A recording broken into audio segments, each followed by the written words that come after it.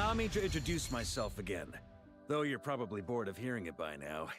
I am Varka, Grand Master of the Knights of Favonius, Mondstadt's Knight of Boreas. I'm here to fulfill the Favonian pledge. I swear by my sword you shall not fall while I stand.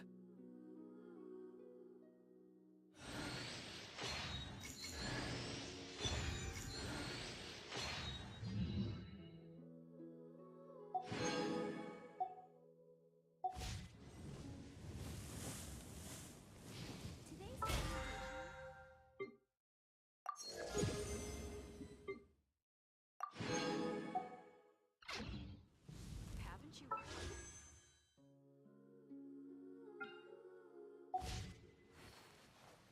Welcome. How can I help you?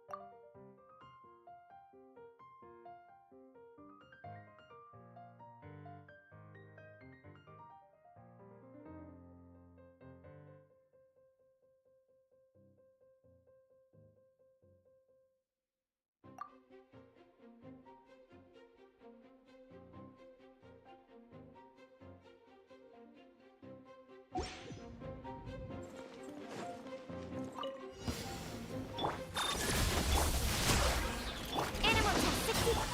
Yeah. No, my sword. Enhanced anemo module 75. Let me read you a verse. Close your eyes. The night cometh.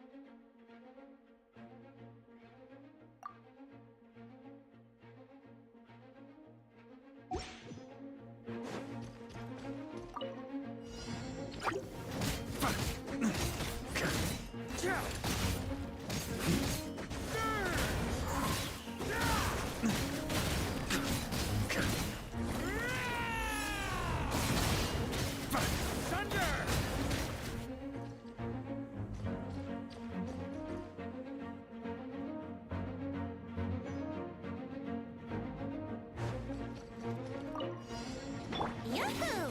Time for takeoff. Going in! Decay! You burn! Maria sweeping in!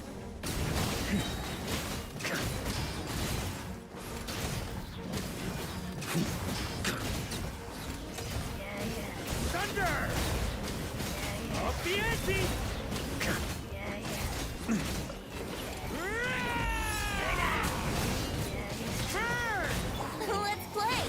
you can get away? Everybody stand! Okay! You look!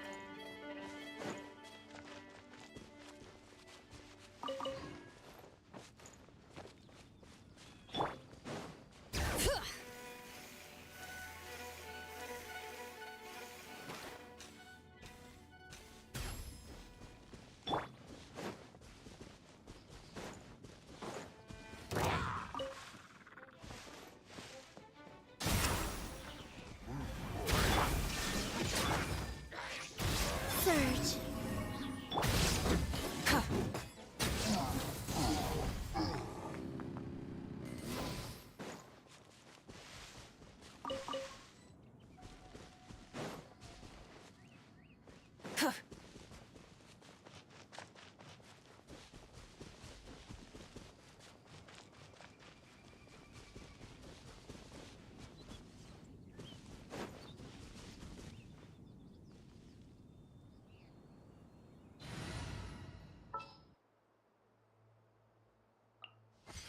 I'm here.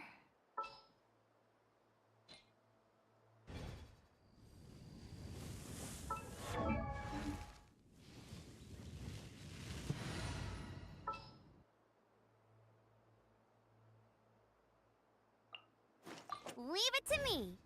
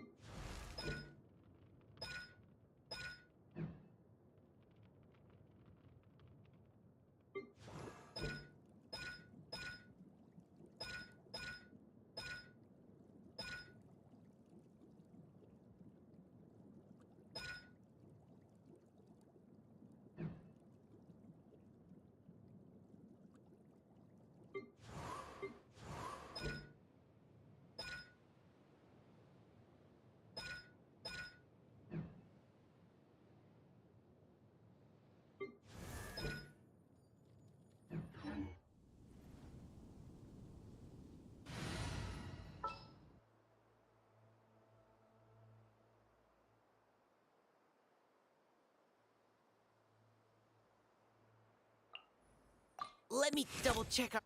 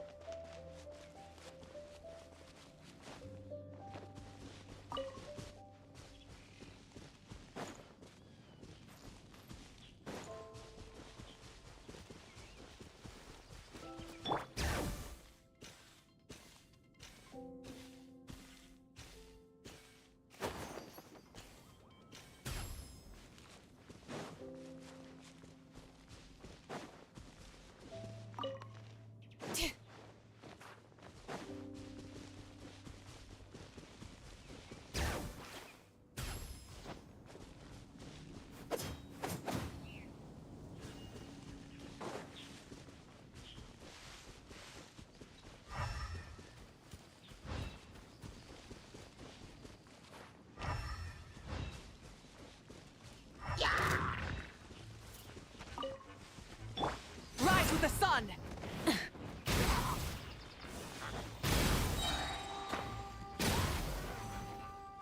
Ah! Leave the wounded to me! Yeah!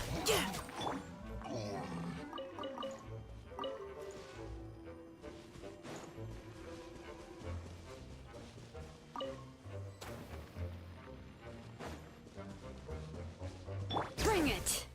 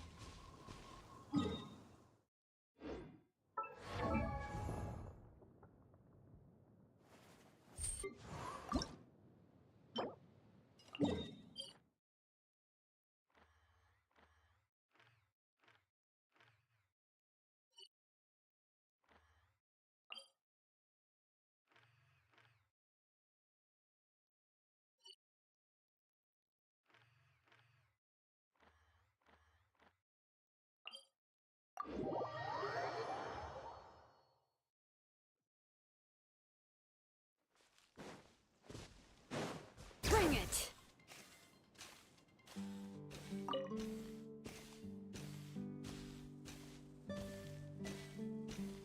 Full throttle!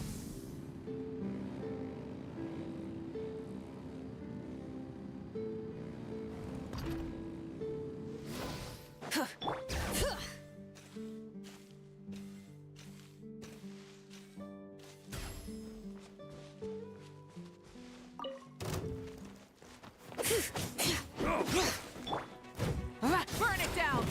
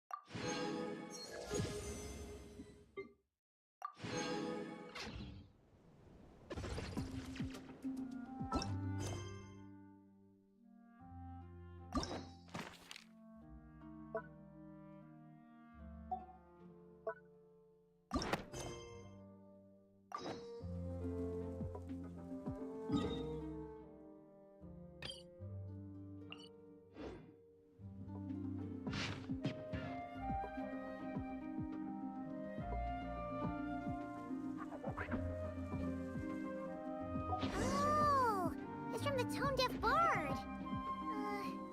Apparently, he wants to hear all about our adventures in Nodcry. Maybe we can get some tasty treats out of him in return. Come on, let's go to Star Snatch Cliff.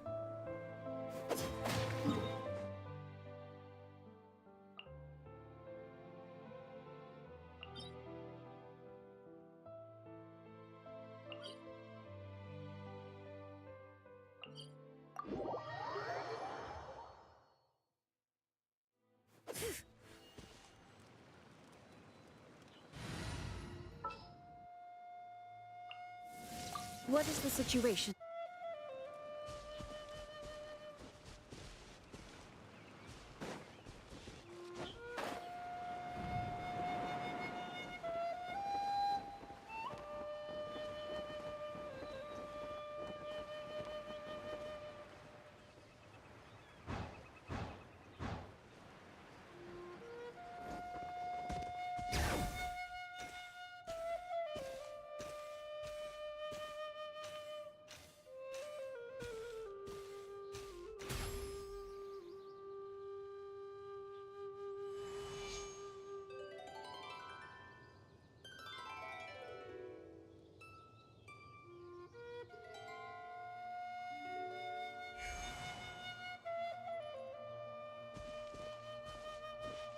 Welcome back, old friend.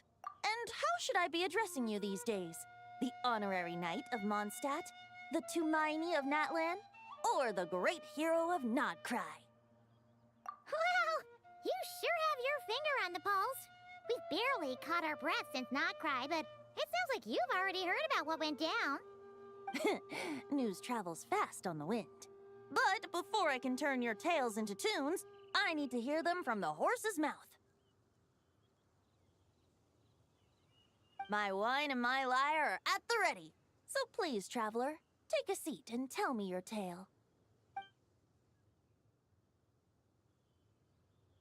Amazing! Incredible! The Rahier of Solnari and the Doctor? Truly a tale for the ages! So, I'm guessing the wild hunt is a thing of the past now that you've defeated the Rahier of Solnari? Seems that way. We were kind of focused on dealing with the Doctor, though. Well, that's good to hear. Hey, now that the Northern Abyss calamity is finally resolved, Varka must be getting ready for the triumphant return of his expedition, right?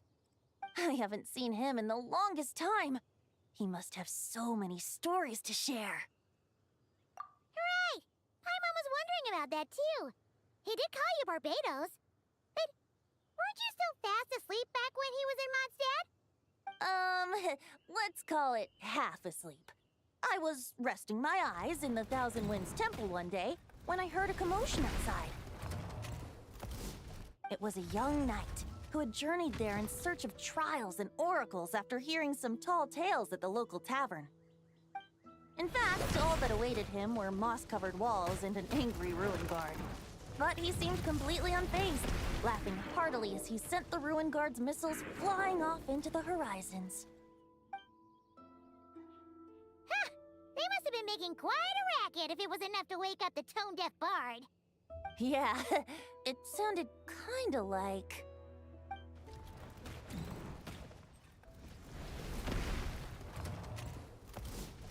Hey! Is that all you've got? Oh, bring it on! like that.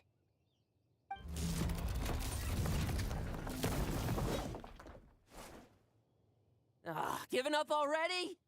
You're not half as tough as Varka said. A young knight of Favonius trekking out to the Thousand Winds Temple in search of adventure. Now there's a sight I haven't seen in a while. A bard in green clothes. Does this mean... Oh, you're Venti? I was just wondering how I was gonna track you down. Oh! So you were looking for the tone-deaf bard? Strange place to start your search. Hold on. Blonde hair, white hair. You must be the honorary knight. And Paimon! The Grand Master talks about you all the time. Allow me to introduce myself. I'm Lowen, Vice Captain of the 5th Company of the Knights of Favonius and a member of the Expeditionary Force. Pleased to make your acquaintance. Oh, so you're part of the expedition, huh? Right. So that's why Paimon's never seen you around in Mondstadt. Hey, wait a second. We never saw you in Nodcry either. That's probably because when the Wild Hunt was still running rampant, I spent most of my time out on my own, making mincemeat out of monsters. I barely went back to base at all. Then, once the Wild Hunt calmed down, I got sent back to Mondstadt. Mixed blessing, if you ask me. Sounds like I missed out on some serious action. No wonder we never saw you while we were dealing with the doctor. So, why did Varka send you back? Deliver some letters. There's one for the Knights of Favonius, one for the church, another for the Dawn Winery, at least 10 of them in total. Jeez, how many people has he sent to deliver his mail now? Mika, Inefa, Lowen. He should just hire a full-time mailman already. In fact, he's earned himself a new nickname. Let's go with Sir Writes-A-Lot. I'll have you know that poetry and letters were humanity's earliest means of expressing their thoughts. So, tone-deaf or not, I wear the title of Bard with pride. And I consider Sir Writes-A-Lot to be quite a compliment. Wait, really? Darn it! Maybe Paimon should come up with some harder-hitting nicknames for these two. Anyway, since this young man has come all the way to the Thousand Winds Temple looking for me, I assume he must have a letter for me too. Am I right? You sure are, to use the Grand Master's own words. This one is for the bard in green clothes. These days, I think he goes by Venti. Doesn't really have an address as such. You could start by asking around in Mondstadt, or maybe try your luck at the Thousand Winds Temple. I figured that since there was this punching bag here, Ruin Guard, I could get some practice in while I was at it. So, I came right here the second I got back to Mondstadt. That Varka is so slapdash sometimes. It's a good thing we happen to be nearby. Oh, he also said to remind you to write back.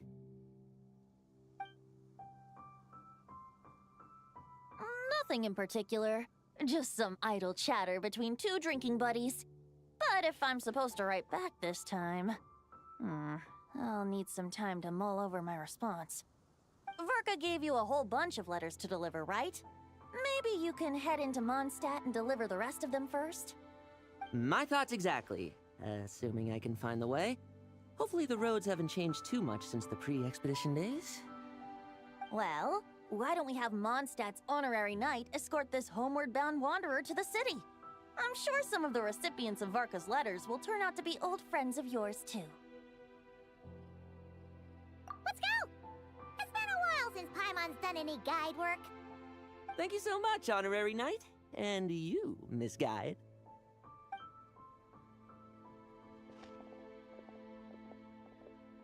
The Abyss. The Wild Hunt. Andreas. Get home safe, Varka.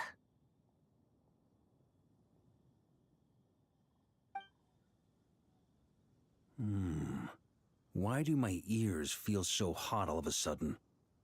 Is someone talking about me?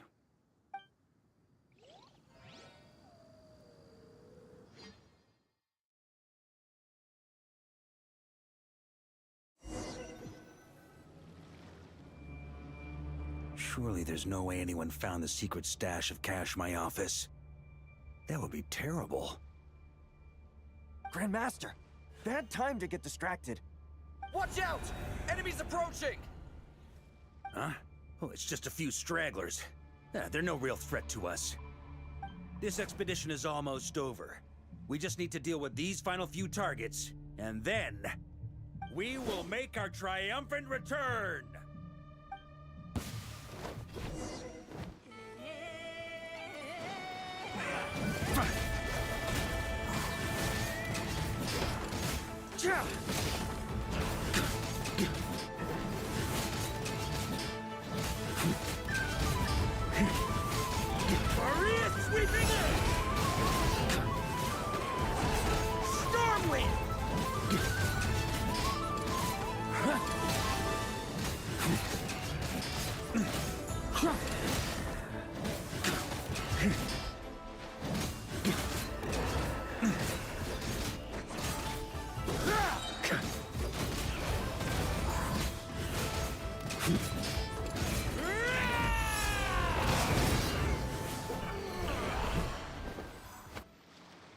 Without the Rapier of Solnari to direct them, it seems like all that's left is their primal urge to destroy. If this is all that the Wild Hunt can muster now, surely the Lightkeepers of Nodcry will be able to deal with what's left. Just like I thought. What we should be wary of now is... Grandmaster, based on Lightkeeper intel and our own reconnaissance, one of the suspected targets should be just up ahead. Good. You know the drill. Stay here and stand guard. Leave the rest to me. Yes, Grandmaster!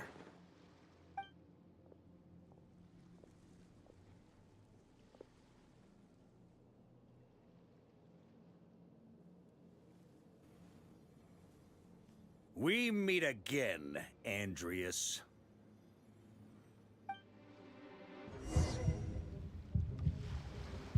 So, you've returned from Mondstadt. Don't you want to see what it looks like now? I was planning to take a look around there myself. Perhaps you could be my guide.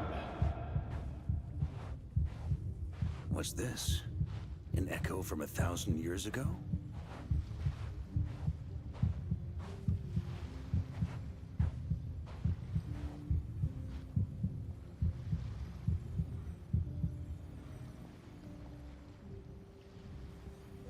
Everything seems normal so far. Here's hoping I'm just overthinking things. There are 2 other places to check. Maybe this will all go smoothly after all. It's your turn, my friend. Come, Andreas!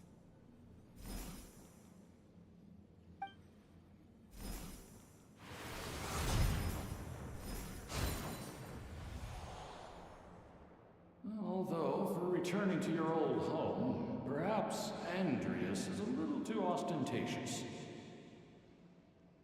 Might be better to go by... Boreas. Huh? Injustice. Corruption. Iniquity.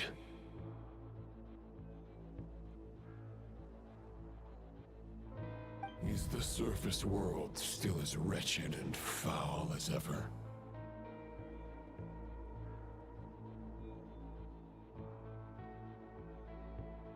Answer me, heir to the knighthood of Boreas. Looks like I'm not getting out of this without a fight.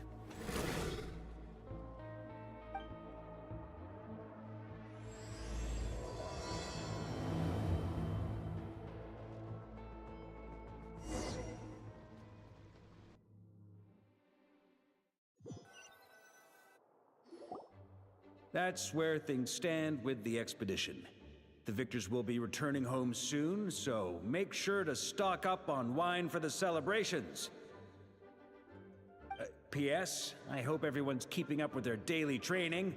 I'll be testing you all when I get back to make sure no one's regressed. P.P.S. I wrote individual letters for each and every one of you. Don't forget to write back.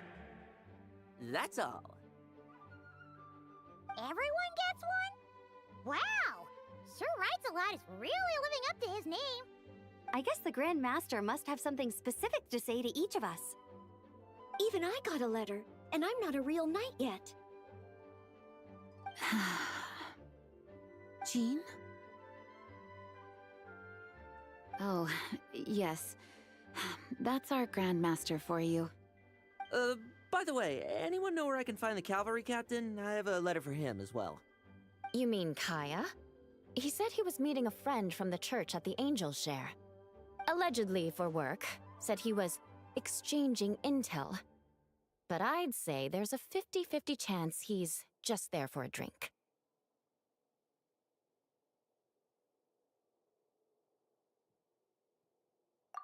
Paimon bets there'll be lots of familiar faces there. How about we deliver Kaya's letter? And these other 2 as well! Really? Oh, that would be a great help, thank you. Our thanks to you too, Lowen. The other knights will help distribute the remaining letters. You've had a long journey. Please go get some rest. Great, but I won't be resting just yet. I have one last letter to deliver to Wolvendom. This one, I was planning on delivering personally. I heard that another challenger recently passed Boreas' trial. Well, with any luck, that wolf might be willing to reveal himself to me, too. Very well, but please remember to show respect to the local wolves. I will. Goodbye.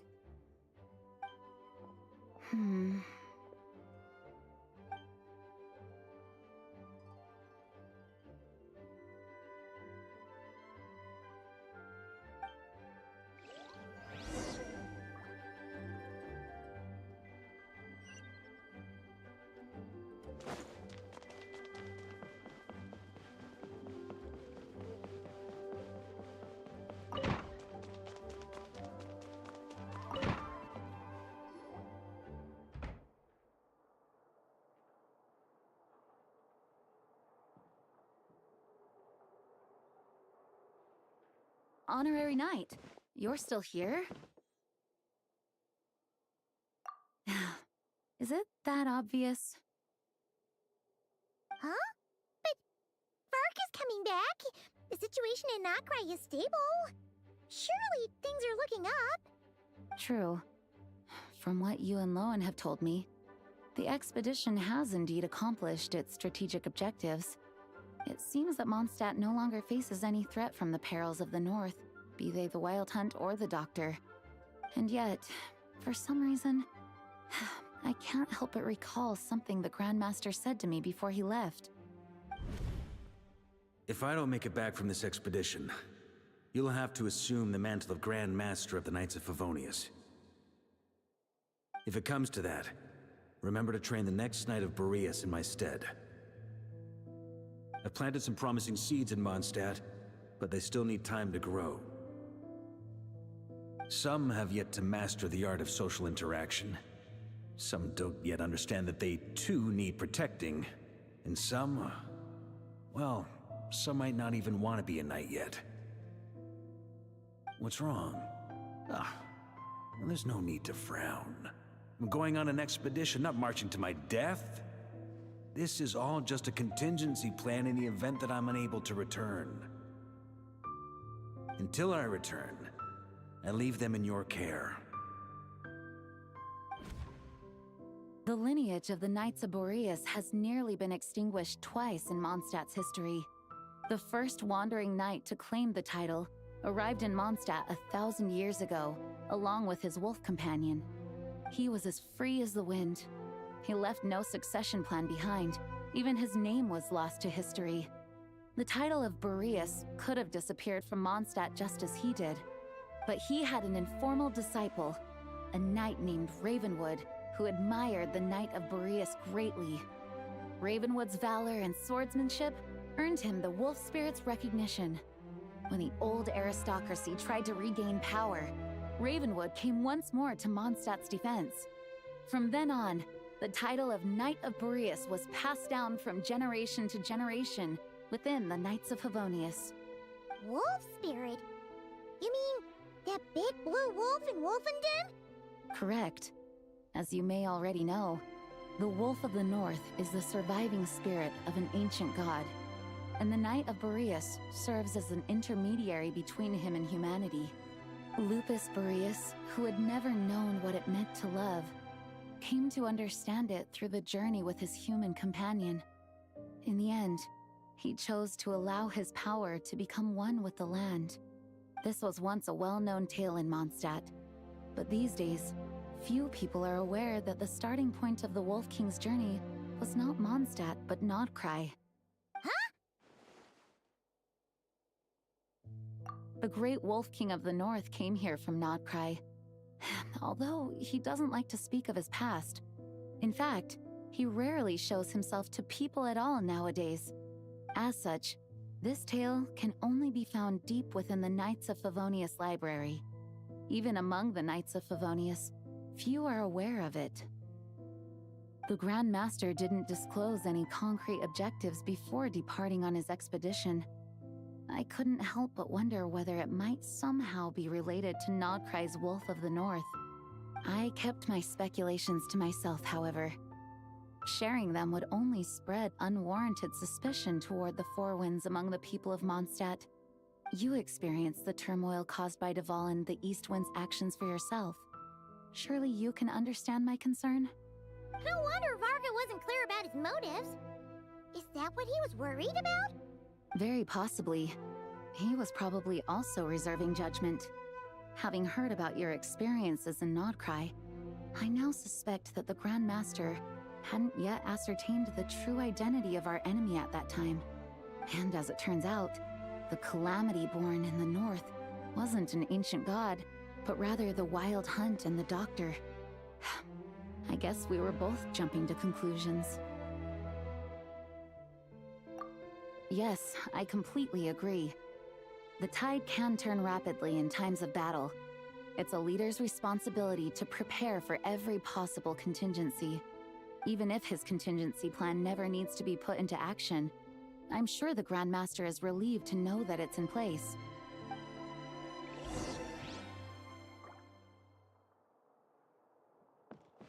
Please be quiet within the premises.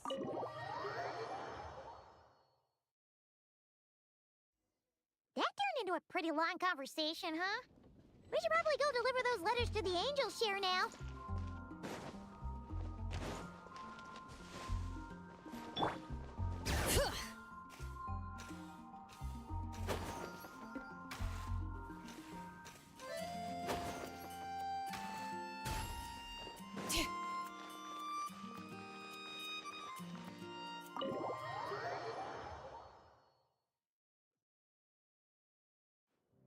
When you're mixing drinks in hot weather, start by pouring in cold water and add ice cubes. Then drain out the water before adding the other ingredients. How's that for a secret recipe? Maybe it's worth a little intel in return. Please. I've known that little trick for a good 10 years at least. You'll have to offer something a little more substantial if you're serious about trading. I know there's no one else in the tavern right now, but do you two really need to talk so loudly? Especially if you're supposed to be exchanging confidential information. Kaya! Rosaria! D-Luke! Paimon knew we'd find you here. Looks like it's about to get even noisier. A little liveliness never killed anyone. Traveler, Paimon, what brings you our way? Please allow me to once again express my sincere condolences regarding your late father and the incident with Eric. We make absolutely no excuse for his crimes. I hope you will give some serious consideration to the question I asked you before I left, though I'm sure you're tired of hearing me ask by now. The Knights of Favonius will always welcome you. From the look on your face, I'm guessing the Grand Master is still refusing to drop it? He nags like an old man. It's hardly surprising. Huh? Drop what? What's this about?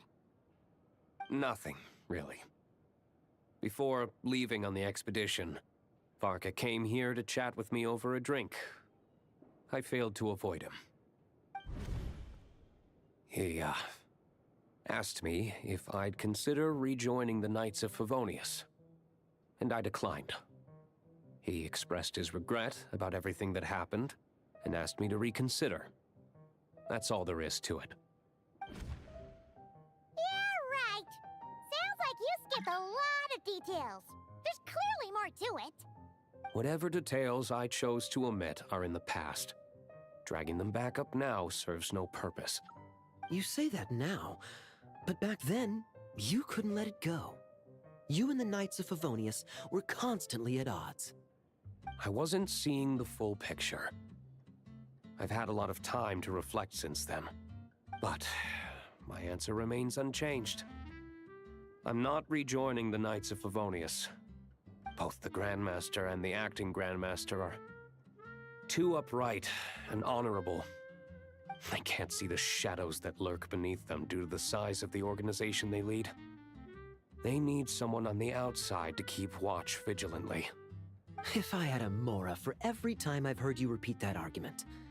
I actually don't disagree with the first part of what you said, but don't you think someone can keep tabs on things from the inside? When you join an organization, you're bound by its rules, no matter how free it may seem on the surface. You think so? Never mind the Knights. Have you honestly ever been bound by the rules of the Church? Good question. Have you considered that maybe that's why I chose to join the Church and not the Knights to begin with? Are they arguing or not? It's kind of hard to tell. Oh, kind of like the contingencies Jean was talking about. The more ways they have to protect their home, the better. Huh? Traveler?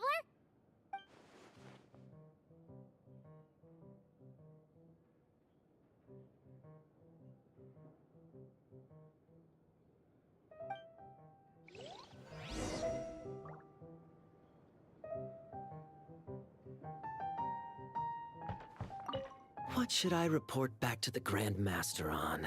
Let me think. Public order inside the city?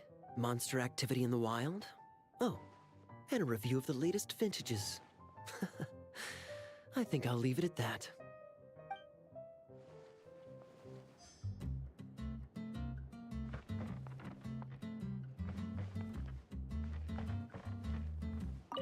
My reply won't be a long one, as usual.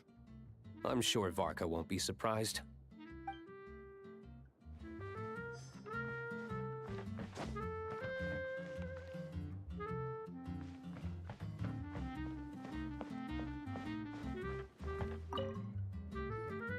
If you hadn't had to deliver that guy's mail, you wouldn't have been subjected to all this tedious arguing. When I write back, I'll tell him to quit making trouble for other people.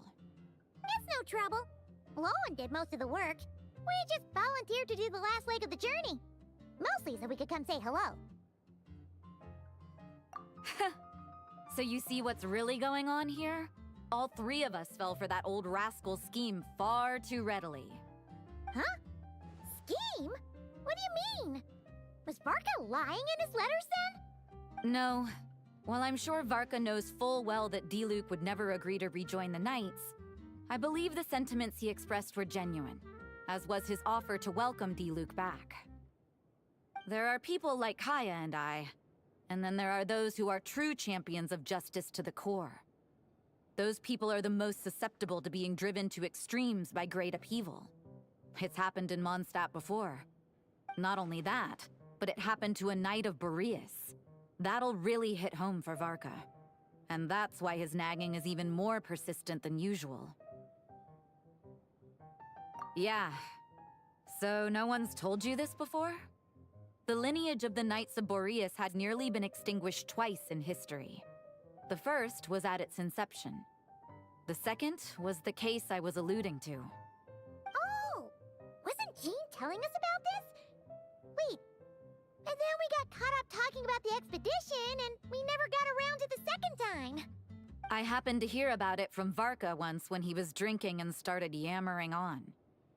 The second crisis in the Knights of Boreas lineage. It was 500 years ago.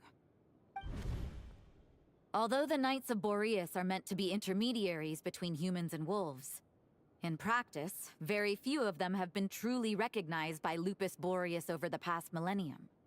Of those who have, the best known are the first Knight of Boreas, Ravenwood, the wolf pup Rostam, and Varka himself. But 500 years ago, there was one who earned the respect of Boreas even before gaining the title. He was a disciple of Rostam. They thought he would become the mightiest Knight of Boreas who ever lived. He was the perfect knight. Righteous, principled. His name was Roland, the blood-stained knight. Yikes! Bloodstained Knight? That sounds a little ominous. Well, apparently his original title was the White Knight. But he lost countless comrades during the Abyssal Calamity 500 years ago.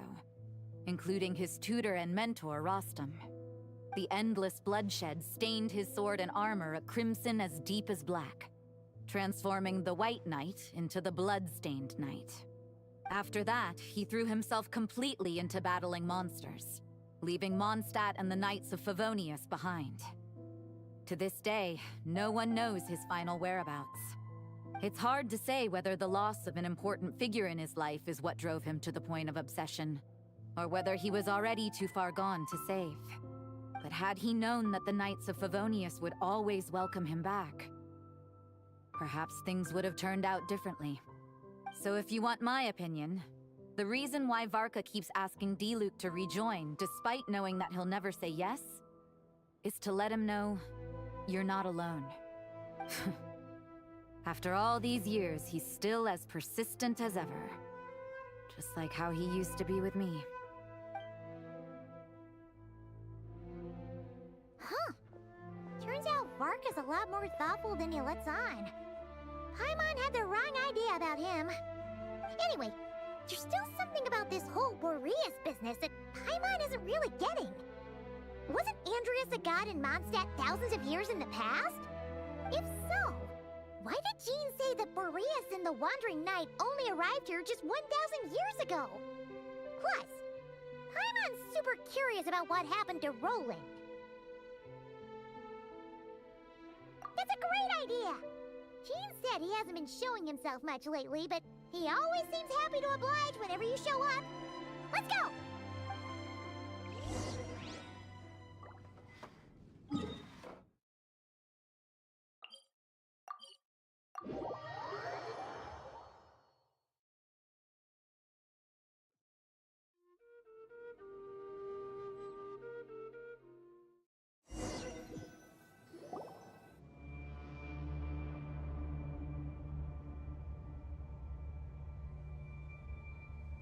What's going on here? Was Wolfendom always like this? Paimon has a bad feeling about this. The Wild Hunt? What are they doing here? Watch out!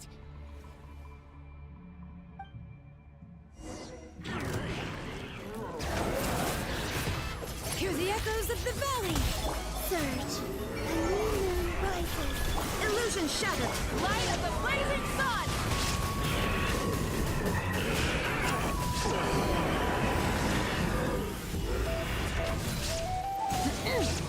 Rise with the sun! Let the mountain's veins boil! A moonlit night for all. Pyroclastic surge!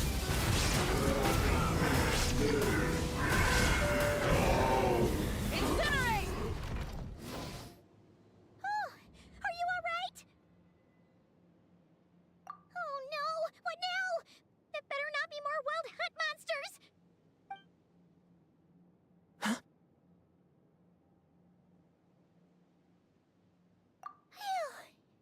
You scared Paimon stiff! She thought you were... Stop right there! Answer me this. The 2 letters I gave you, who are they for?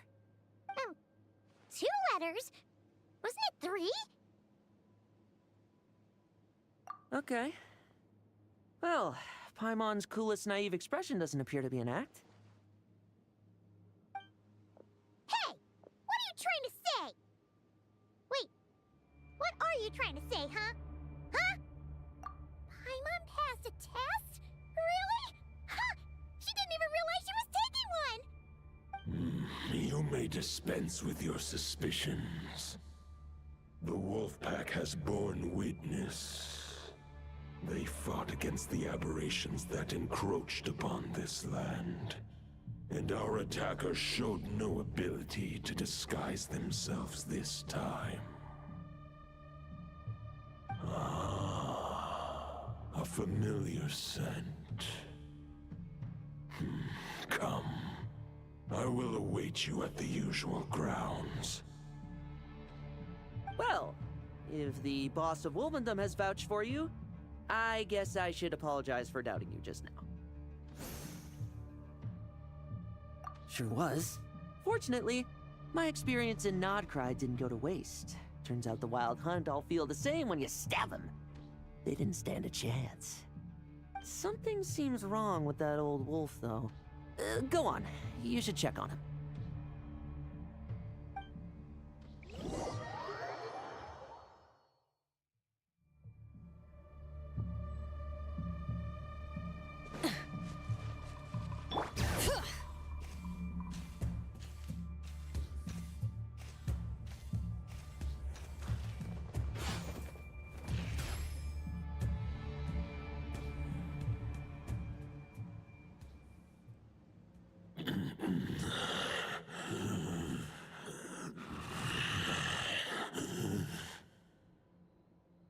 Lupus Boreas, not injured.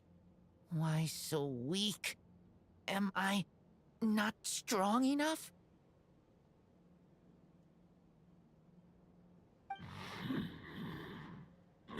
You are not to blame. With your Iron Claw, you successfully blocked their attacks. However, their assault went beyond the mere physical world. They followed my trail from the distant north across the ley lines. They sought to corrupt the territory I protect. But I shall not let them succeed without a fight.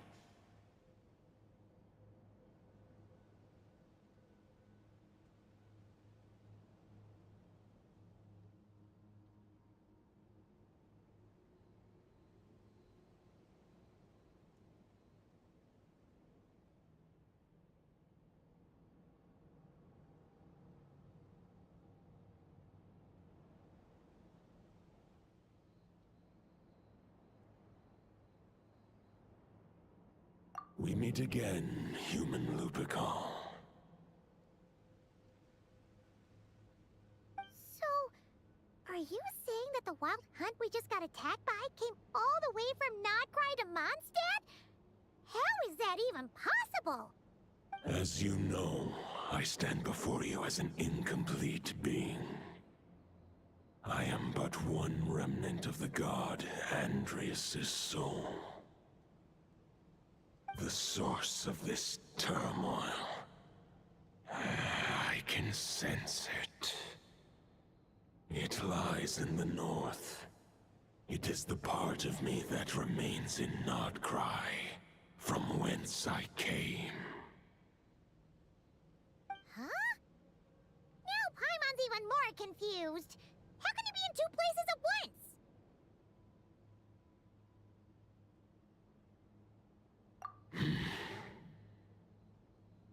For many gods, housing a part of their soul within an object is no difficult feat. But those who can perform such delicate partitions as this are rare, even among the gods.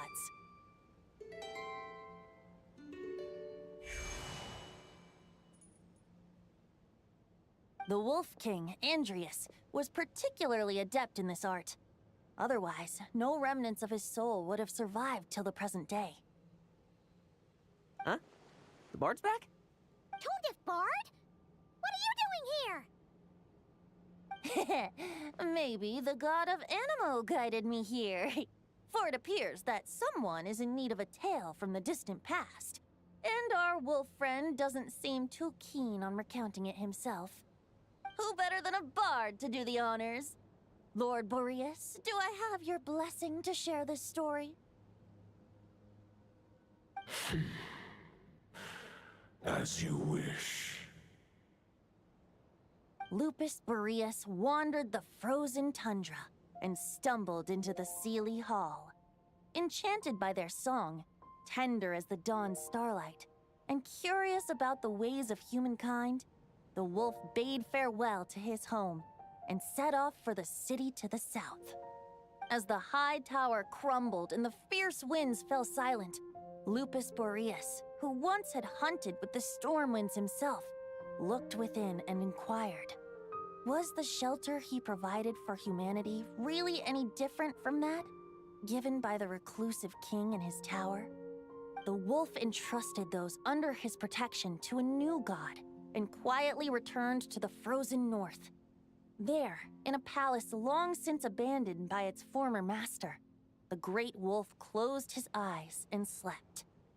500 bitter winters passed, then 500 equally frigid springs. He slumbered undisturbed until a knight stumbled in from the cold, just as Lupus Boreas had once done at the Seelie Hall, and awoke him at long last. The knight asked the wolf to join him on a journey south, to see once more the land that had all but faded from his memory. The gentle wolf, unwilling to refuse the human's earnest plea, split his soul into 2 halves and left his home once more. Seeing how the ice and snow had given way to verdant plains, hearing the laughter and song that now filled the once somber city, the aging Lupus Boreas turned to his friend, the god of anemo, and remarked, "So, this is the world the humans dreamed of." Though the knight's journey was not yet over, the wolf chose to bid farewell to his companion here. He had written the end to his story. What knowledge he had been gifted flowed into the land. Everything he was, he gave unto the world. Well, that's how a bard would tell the tale. Lord Boreas, is there anything you'd like to add? There is no need for you to ask that question. So that's what happened. You returned to Mondstadt with that knight 1,000 years ago, and then, for the sake of the new Mondstadt, you... You need not feel remorse on my account. That was my answer, my decision. If anyone should feel regret, it is the part of me who remained in Notcry. I fear Andreas has not found peace in his heart even to this day. That is surely why those vile aberrations were able to exploit his weakness, sowing the seeds of all the turbulence that has ensued. But we followed Boreas' trail in Nodcry. We investigated and discovered no signs of instability. Andreas should still be slumbering by the lakeside. Perhaps all the recent turmoil in Notcry has had unforeseen consequences. And there's more. I detect another familiar scent from across the ley lines. A scent that reeks of blood. Oh, the White Knight who became the Bloodstained Knight? The mightiest knight of Boreas? But wasn't he from 500 years ago? You think he's immortal or something? I remember him as just a man. His lifespan should be no longer than any other of his kind. But before he severed his connection to Boreas, his final destination, it was the ancient kingdom of Conria, as you call it. Beyond that, I know not if he lived or died. If you want to get to the bottom of this, I'm afraid you'll have to make another trip to Nodcry yourselves. As luck would have it, another old friend of ours just so happens to be free right now. If you ask him nicely, he might give you a lift.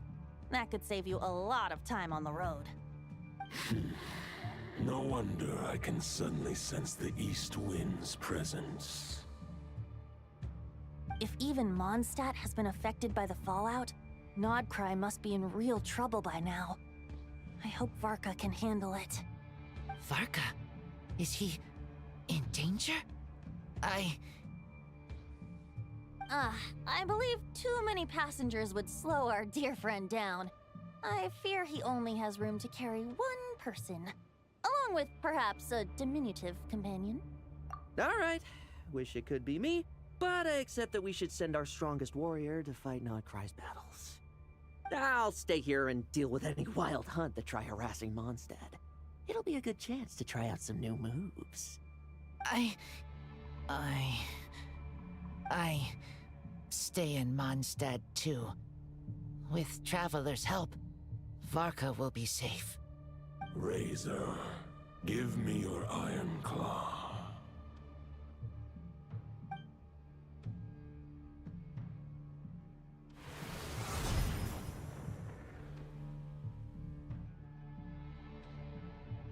Golden-haired traveler, give this token to the current Knight of Boreas.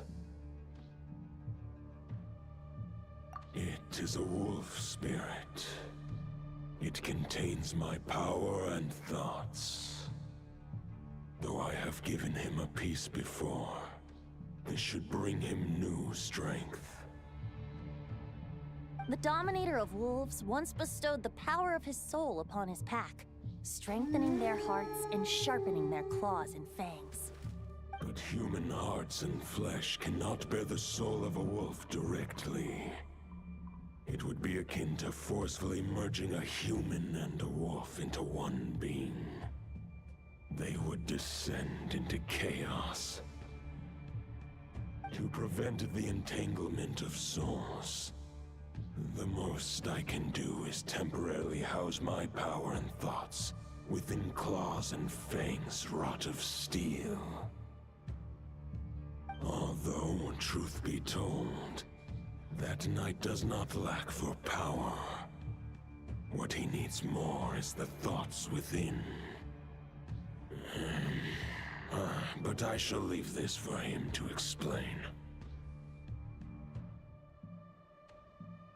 The Great Wolf King of the North remains strong for now. Besides, do I not have the protection of my Lupacol? I will protect Lupacol. The North and Varka, I leave to you. Just give me the word whenever you're ready.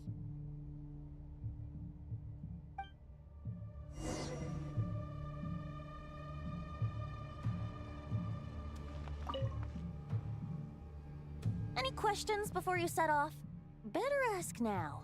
You'll probably have to hit the ground running when you get to Nodcry.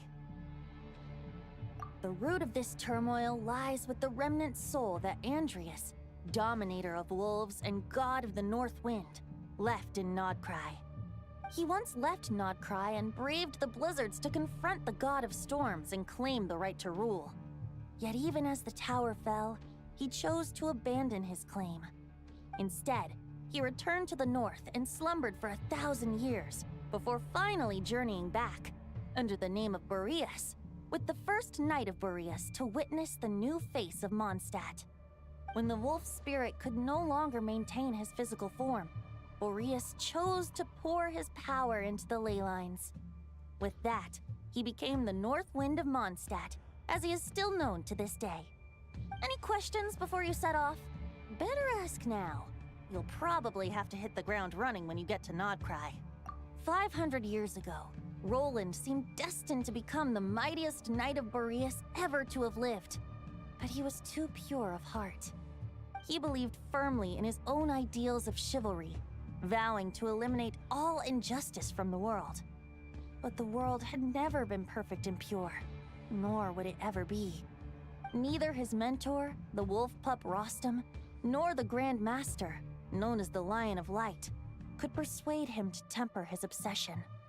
But what was the scent that reeks of blood that Lupus Boreas sensed? And what is its connection to Conria and the Abyss? Perhaps you will uncover the truth in Nodcry. Any questions before you set off? Better ask now. You'll probably have to hit the ground running when you get to Nodcry. The soul of a wolf is as unyielding as ice, and Andreas is a master of molding and shaping it. His people once drew great strength and wisdom from the wolf spirit. But human hearts and flesh cannot contain the soul of a god. Attempting to place the wolf spirit in a human vessel would slowly devour their sense of self, even if Lupus Boreas did not intend for that to happen. That's why Lupus Boreas developed the technique of imbuing weapons with his soul. It is his way of blessing his human Lupacol with the wolf spirit's protection. In fact, there is an ancient song that tells this tale. A weapon once of common iron, now through friendship turned divine, twixt man and wolf, a bond was made. A power born within the blade. As much as he might claim not to accept humans, his actions sing a different tune. Oh, but keep that little observation between us, will you? Any questions before you set off? Better ask now. All right. Over to you, Dvalin.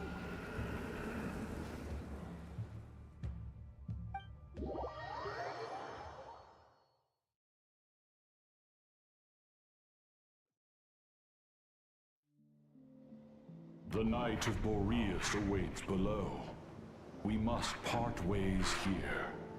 Barbatos and I have other plans. We will meet you again later. All right. Hey, wait. How are we getting down?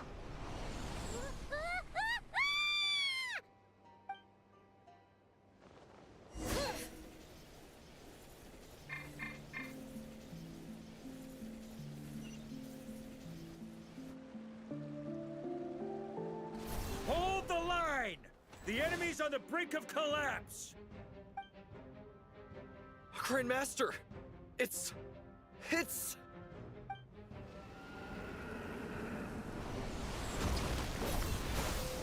Haha! Reinforcements! It's about time!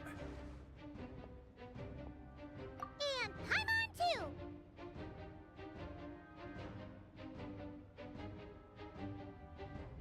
We're just about hanging in there.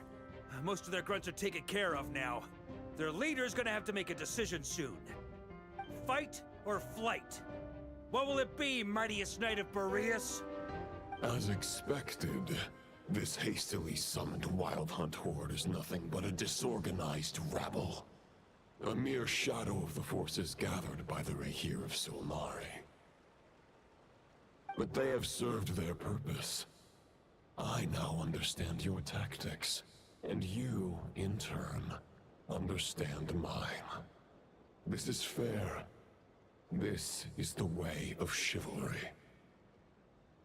Farewell, heir to the knighthood of Boreas. Whether you choose to resist me or not, I shall set right the injustices of this world. In the name of the blood-stained knight. Guess they're retreating for now. So that Wolf of the North lookalike, that was Andreas? But why would he be leading the Wild Hunt? And why was he talking about the Bloodstained Knight? Ugh, forget that. We can save the details for later. He was the enemy boss, right? Are we just gonna let him get away? There's no point chasing after him. We've crossed blades already, and it ended in a stalemate. Right now, there's nothing we could do about him.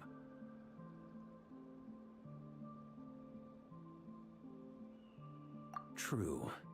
We're still not certain of his true identity, but whether he's a god corrupted by the Abyss or a legendary knight, killing him might be just about possible, especially now that you're here. The difficult part is, we can't kill him right now. Huh? What do you mean? Is he immortal or something? No. Judging from our skirmishes so far, I don't think he's got any special abilities of that caliber. Nor does he have the ridiculous level of power wielded by the Five Sinners. But, compared to Rerir, our current foe clearly has a better understanding of how to exploit Nodcry to his advantage. Particularly when it comes to Andreas' remnant soul.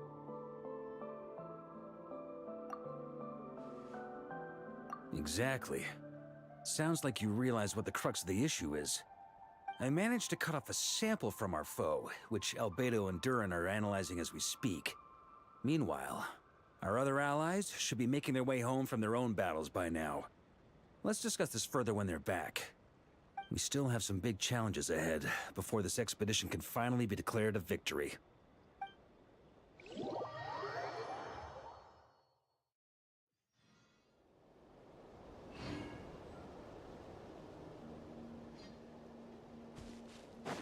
The meeting's probably gonna be in the biggest tent, right?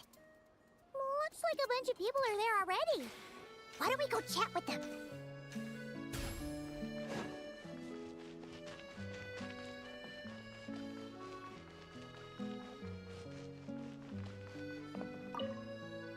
Hey, Honorary Knight. Looks like pretty much everyone's here. Oh, Beto and Durin are just wrapping up their analysis.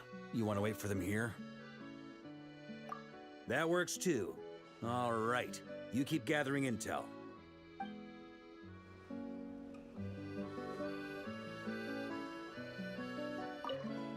Hey, Honorary Knight. Oh, Beto and Durin are just wrapping up their analysis. You want... Great. While we're waiting, could you update me on the situation in Mondstadt?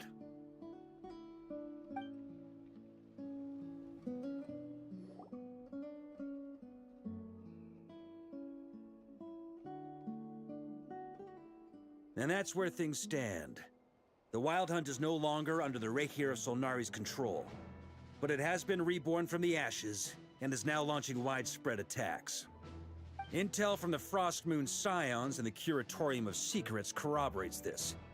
No disturbances have been detected in the space where Rere resides.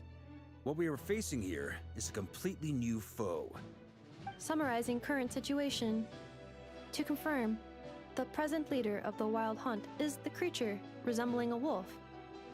Andrius, god of the North Wind. More precisely, it's the external will that has seized control of Andrius' spirit, namely Roland, the Bloodstained Knight. Whoa, whoa, whoa, whoa. Hold on. I'm completely lost. Isn't Roland some Mondstadter from like 500 years ago? How'd he suddenly get wrapped up with a god from 1,000 years in the past and the present-day Wild Hunt? Allow us to explain that part. Are you familiar with compensation mechanisms? When an organism sustains damage, relevant tissues will undergo changes to offset the loss of function. For example, when one kidney is damaged, the other will be strengthened to compensate. Or, when a main artery is blocked, the collateral vessels become more active. Similarly, when the Wild Hunt lost their leader, the Abyss harnessed the memories that flow throughout the ley lines to fashion a new one, fit for the present circumstances.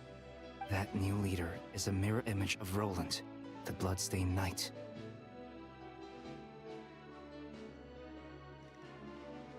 Right. No matter how strong the compensation is, it will never quite match the functionality of the original organ. The Roland replica can't possibly imitate Rere's overwhelming power, nor his ability to disguise himself as others.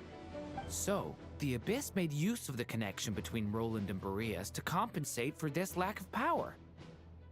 The replica corrupted and took control of Andrius as he slumbered by the bank of Amsvartnir, ultimately manifesting as the giant beast that you all witnessed. However, exactly why the Abyss chose Roland to mimic, and indeed how it was able to do so, remains unclear. I guess he must have gotten caught up with the Abyss or Nodcry somehow during his wanderings through Teyvat. But we can keep those questions on the back burner. Okay, Paimon gets all that, but what did you mean when you said we can't kill him right now? We can't kill him right now because a dead god may prove more dangerous than a living one. From intelligence gathered during the expedition, we have reason to believe that the power released when a god is felled can have catastrophic consequences for us mortals.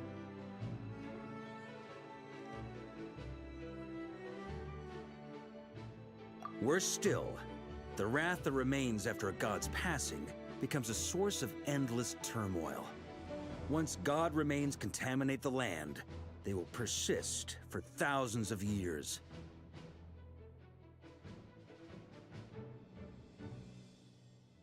This land has already been ravaged by the Wild Hunt. If we add god remains to the mix, it'd be like adding salt to an open wound, placing everyone who lives here in perilous danger. Query. While I can indeed find records of disasters caused by god remains in my database, there also appear to be cases of gods dying naturally with no ill effects. In that land, the passing of the Pyro Archon's flame is a common occurrence throughout history, and even the part of Andrius who remains in Mondstadt has experienced death once before, has he not? Great question. Glad you asked.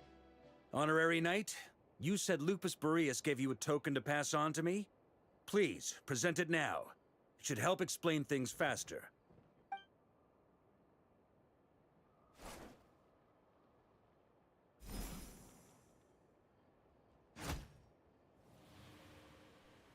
Come forth, Boreas!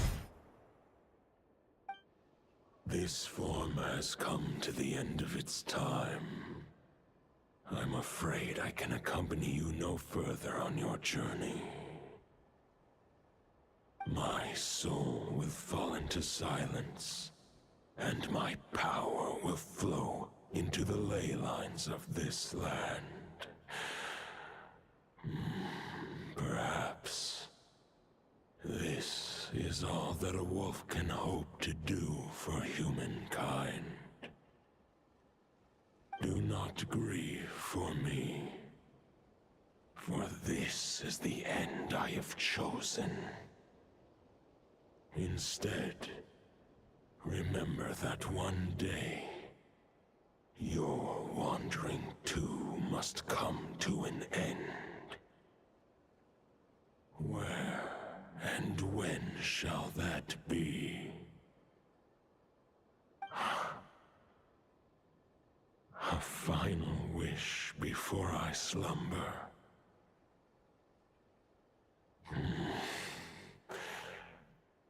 Sing me a song. That melody you so often hummed in the taverns.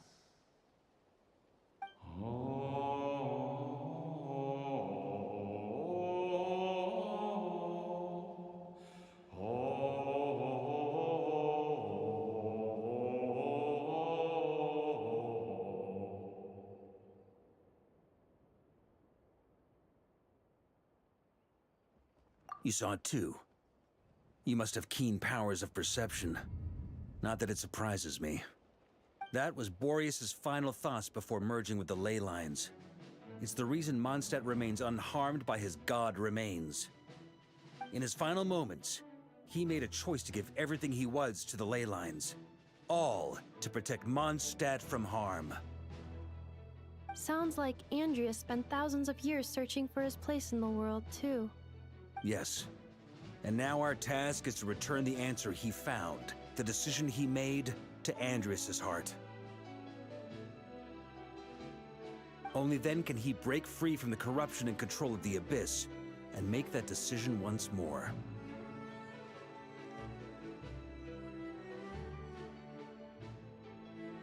I see.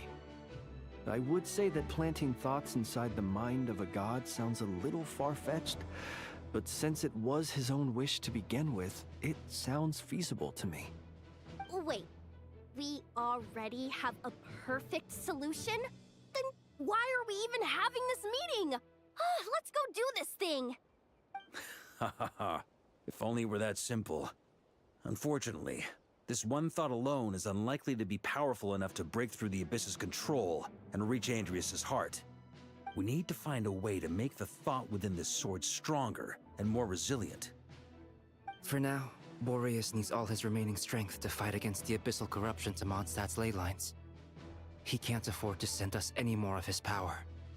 However, since his form was unstable during his journey with the first Knight of Boreas, many wolf spirit fragments were left behind along the way. If we can collect those fragments, we can use them to strengthen the decision to merge with the ley lines. So we need to retrace his steps and look for random fragments? But they could be anywhere between Nodcry and Mondstadt. It'll be like looking for a needle in a haystack. You don't need to worry about that. There's a few fragments left to gather in Nodcry, but apart from that, most of them are already inside this sword. I've been collecting them during the whole expedition. Huh? Wait, really? I mean, it's an expedition, not a stroll in the park. Each step of the way, we've been hard at work planning for every possible contingency. Not just the wild hunt in the Abyss, but ancient gods remaining in Nodcry. Sounds like this plan was a long time in the making. It's almost as if you foresaw the future. As a matter of fact, I did. I caught a glimpse of fate's reflection. But I can't take credit for it. It was all thanks to the help of a few friends. Still, all I foresaw was that an abyssal calamity was brewing in the north. Had I known more, we could have saved a lot of energy. Instead, We've had to make best guesses, prepare for every possible scenario.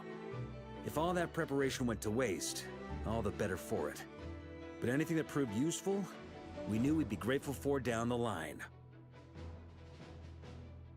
Sure is. Just one crucial step remains. We need to gather the last few wolf spirit fragments scattered around Nodcry, and use them to make the thought within this sword as strong as it can possibly be. According to what Boreas told me before we left Mondstadt, his form was at its most unstable at the beginning of his journey. That means the fragments here should be the most powerful ones. But of course, we've been tied up fighting battles since the day we set foot in Nodcry. First with the Wild Hunt, then with the Doctor. So, it wasn't until recently that we were finally able to confirm the status of the wolf spirit fragments. We now know there are 3 left to find. Okay, so 3 more mini expeditions to go. I managed to gather 1 fragment before Roland reappeared. I also have a confirmed location for the second, which I'll take care of in short order. As for the 3rd fragment, we've identified a general search area to focus on, but we'll need all hands on deck to pinpoint the exact location. The final snag is that since our foe is a replica of Roland, he too will be aware of Andrias' history. He's sure to try and sabotage our plans by any means at his disposal. So everyone needs to bring their A game. With our foe being from Mondstadt, it's our duty as Mondstadters to defeat him. And since the Wild Hunt is involved, the Lightkeepers will provide their full support. The Clink Clink Krumkake craft shop will also help in any way we can. So what do they need me here for? Wait, I think maybe I signed a contract at some point. Didn't exactly scrutinize it, though. I mean, who actually reads those things anyway, right? Ah, great. Knew I could count on you all. Lastly, our friend from the Curatorium of Secrets will provide intel and relay battlefield communications.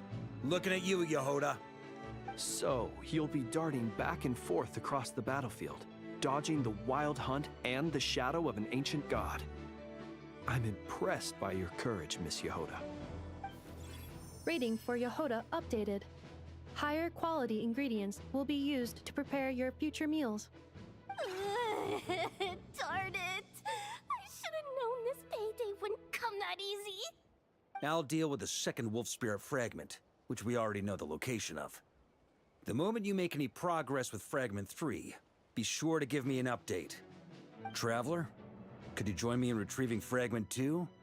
I have a feeling that your unique constitution might come in handy. All right, time is of the essence. Let's move out, people. Dismissed!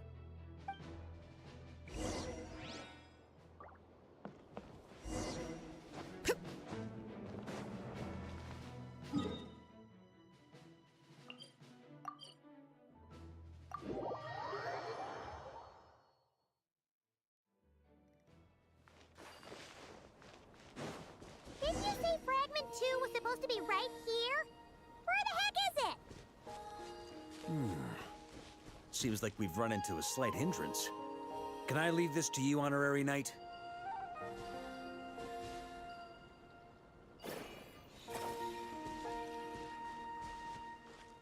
Traveler, Paimon, when this is all over, I'm gonna invite you around for a drink of...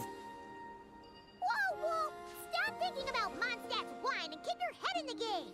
You can't be daydreaming about alcohol before a battle! Huh? Well, all right, just trying to lift our spirits a little. You want to see some photos I took of me and the knights before the expedition, maybe? Shut up! Can't we please just focus on finding the wolf spirit fragment?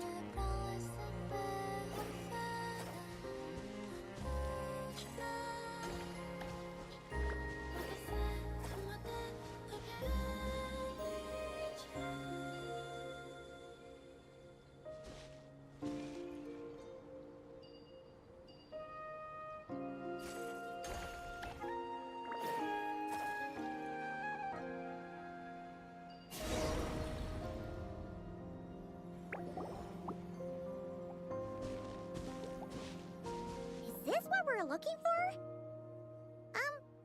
What do we do with it? I once got Boreas to explain to me how he stores his soul inside objects. All I need to do is transfer it to my sword. Just like back at the camp, but this time, you'd best step back a bit, just in case.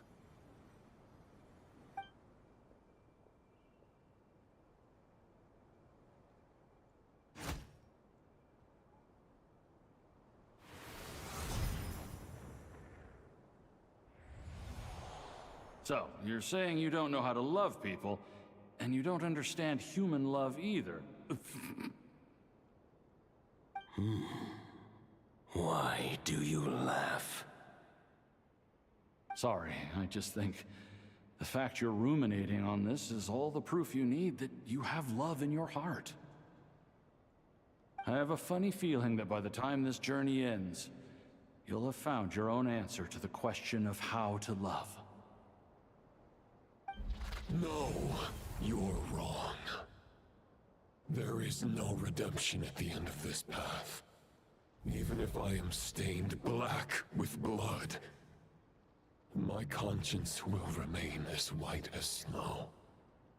If pledging allegiance to the Abyss is the only way to sever the injustice of fate, then I shall serve in its name. Ugh!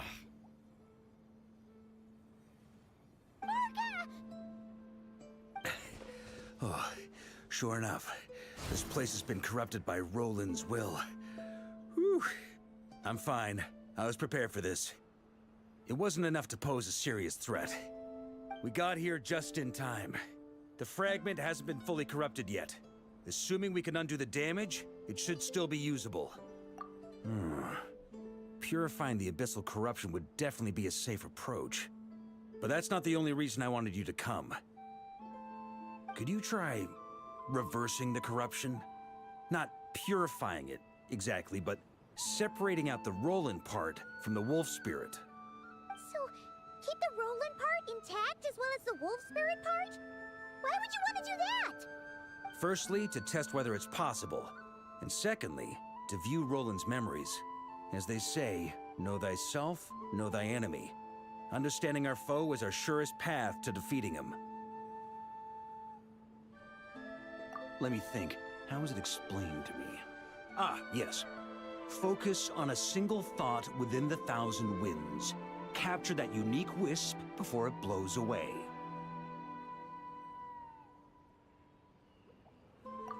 Ha ha ha ha! Actually, neither do I. Huh. Sounds like something a certain tone-deaf bard would come up with when he can't think of anything meaningful to say. Wait, don't tell Paimon that's what actually happened. I thought it might mean something to you. Never mind. I'll explain it in more human terms. Traveler, when you were in Natland, you went fishing for ancient names, correct?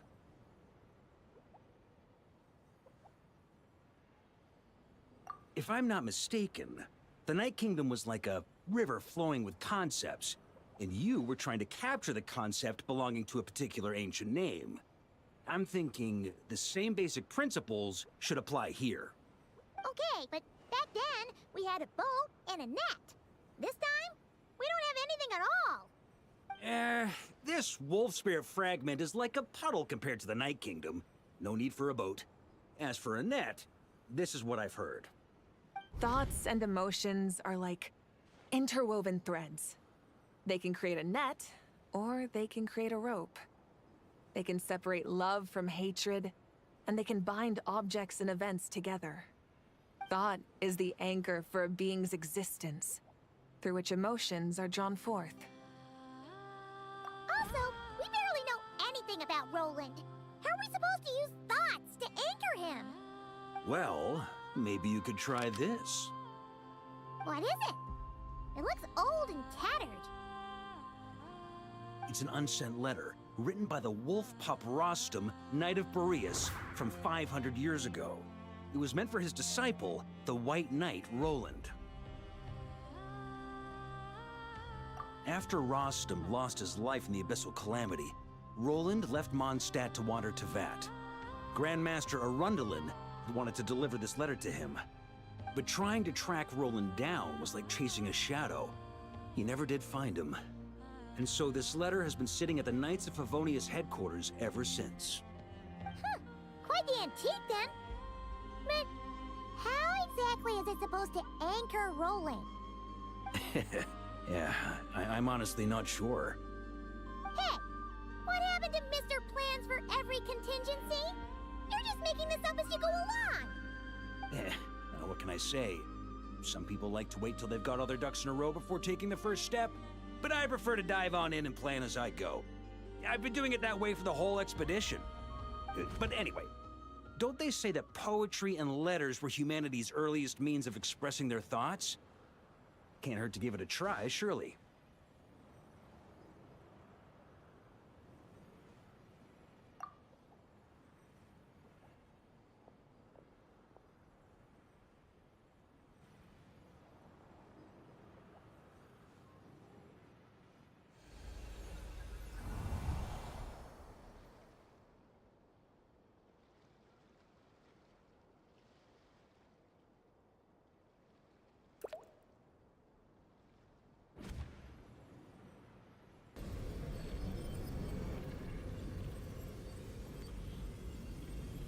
Whoa.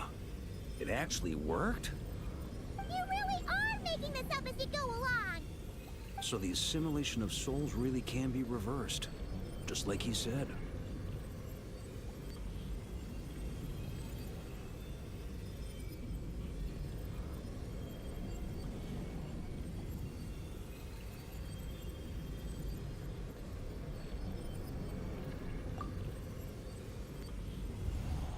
If what you say is true, the monsters I've slain, the justice I have sought to uphold,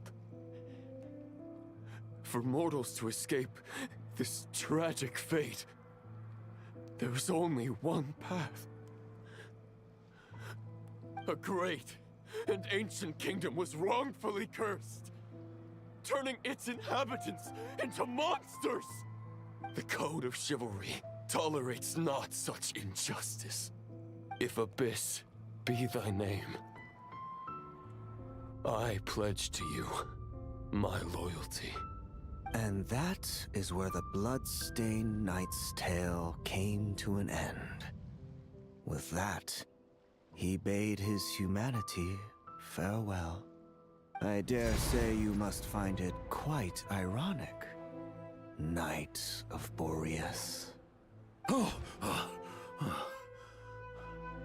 That I... Dainsleif? No. Bore a striking resemblance, but that wasn't him. While we gazed into the past, he was gazing right back at us. Could it be? So that's what happened. After leaving Mondstadt and wandering the land, Roland ventured underground and saw a revelation from the Visionary. Once he had learned of Conria's fate, he saw the gods' judgment as the greatest injustice. So he surrendered himself to the Abyss, giving them his knowledge, his power, his everything. That's why the Abyss can replicate him. Uh-oh. Does this mean we have to take on the Visionary this time?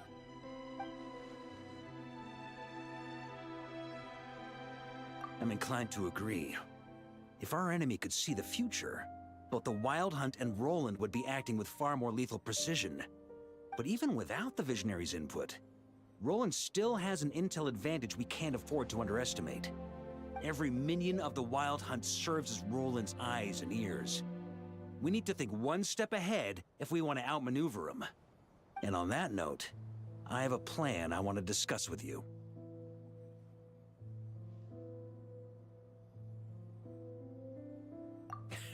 Well, the fewer people who know, the less likely it is to get leaked. Besides, it wasn't a fully formed plan back then.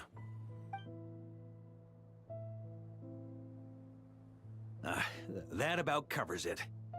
Sorry to ask so much of you again.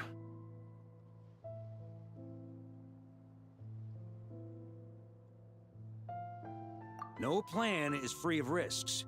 At least this one actually gives us a shot at fully eliminating the danger posed by this ancient god.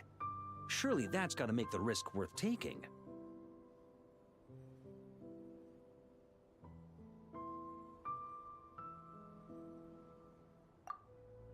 If I fail, Anselm and Albedo can take the reins. Not to mention we still have Jean in Mondstadt. Oh, there has to be another way! Like a backup plan? If only there were. But I don't think our enemy will give us enough time to find one. Hey! Are you guys done here yet? Ah, Yehoda! Yes, we've successfully retrieved the Wolf Spirit fragment here. Any progress with Fragment 3? Nope. It's a total disaster! More Wild Hunt monsters than I've seen in my whole life! We need backup urgently! Come quick! Come on, we're out of time. You'll just have to trust me on this one. What can I say? I'm not the Grand Master for nothing. I'm counting on you, Honorary Knight.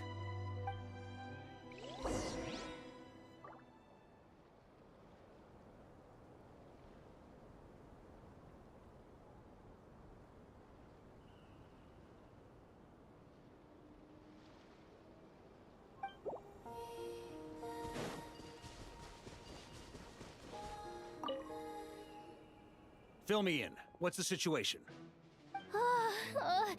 We ran into resistance almost as soon as we set off. Albedo said we should split into 2 teams and continue searching while he and the others kept the Wild Hunt occupied. Good call. Locating the Wolf Spirit fragment is our key objective. I would have made the same decision. Well, it seems the enemy figured as much too. Now, both search teams are in big trouble. Oh, I brought a map. This should make things clearer. Before we ran into trouble, this is the search area we decided on. The 2 teams are holed up here and here. They should have a clear idea of the fragment's location by now. But the Wild Hunt is stopping them from relaying messages back, right? Do we have any more troops available to provide backup? We can't spare troops from any of the fronts right now. That just leaves us with, The logistics company is standing by. Hanefa! Designated drop point reached. Initiating situation report. The logistics company was assisting Aino with the production of the strategic reserve. But after learning of the situation on the front line, they requested to be dispatched immediately. They are currently nearby awaiting orders. Amazing. Just in the nick of time. Hey, seeing as you can fly and all, shouldn't you be the one out here delivering messages? I regret to say that without the workshop's catapult, and with my short-distance propulsion module on cooldown, I will only be able to return to the battlefield after another 5 minutes. Please, keep up the good work, Yehoda. The logistics company has very limited provisions, only enough for a single battle. Which team should they support? Both. Once one team has been rescued, the remaining forces will be free to support the other. We'll move out immediately. Yehoda, keep up the good work with the comms. Sure thing. Leave it to me.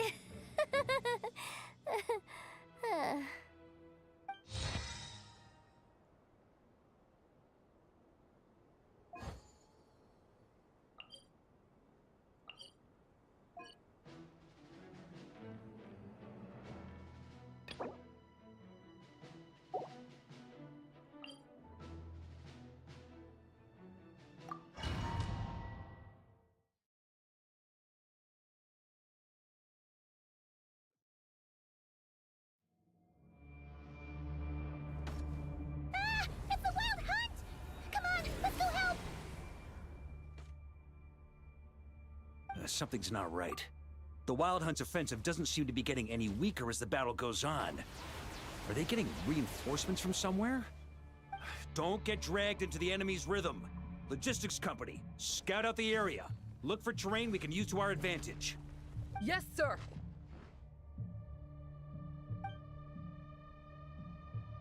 Reporting in, sir. We've identified viable sites for deploying explosives. Good. Wait for my signal.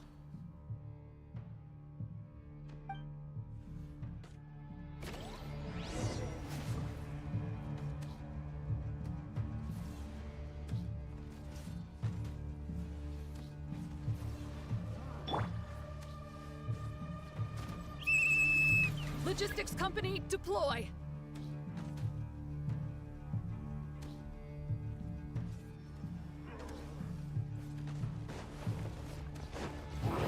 Grandmaster! Honorary Knight! Goodness you're here. Be careful. There's no end to these monsters.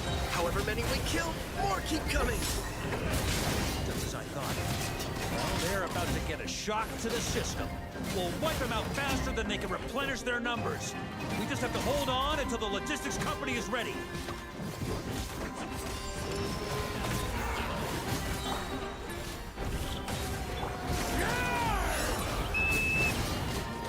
Is that the signal to say they're ready? Got a bit too cocky. It's showtime! Fall back! Yes, sir.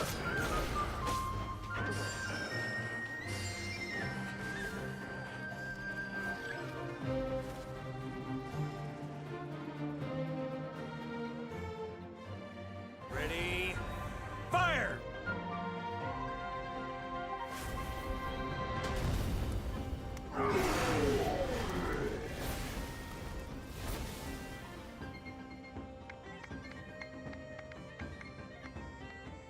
The enemy has sustained heavy casualties. Should be a while before they're strong enough to pose a real threat again. Use this time to catch your breath and fill me in on everything you've learned. Yes, sir. We've narrowed down the search area for the final fragment to this zone here. That's not exactly very narrow. We split the search area between us and the Retniki. Maybe they'll be able to narrow it down further? Either way, I was about to go lend them a hand next anyway. Do you think you guys can keep up? Absolutely. Good to go, Grandmaster. We've run right through our supplies. We'll stay here and deal with any wild hunt that tries to stage a comeback. Now that they've lost their numerical advantage, they're no match for us. Focus on supporting the other team.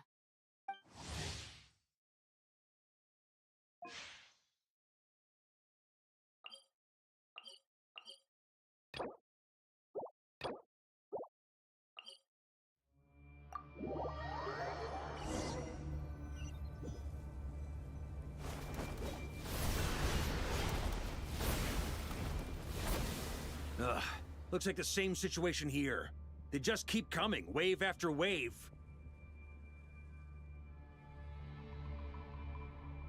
Reinforcements. Hey, you keep them busy while we work on getting rid of this god-awful mist. Understood. Everyone got that?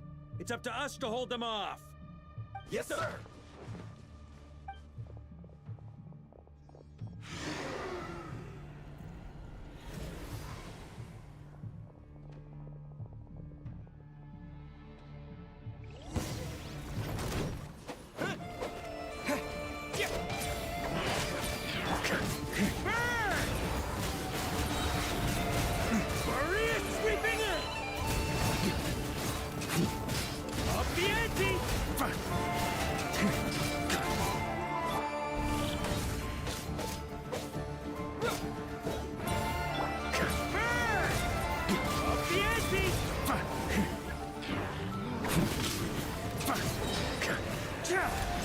Hey, they're running out of steam.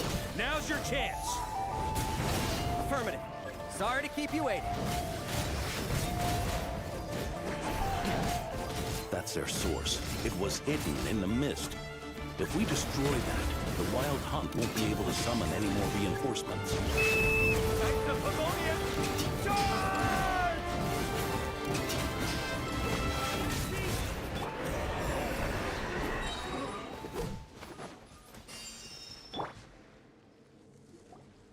Ooh, I'm glad that's finally over.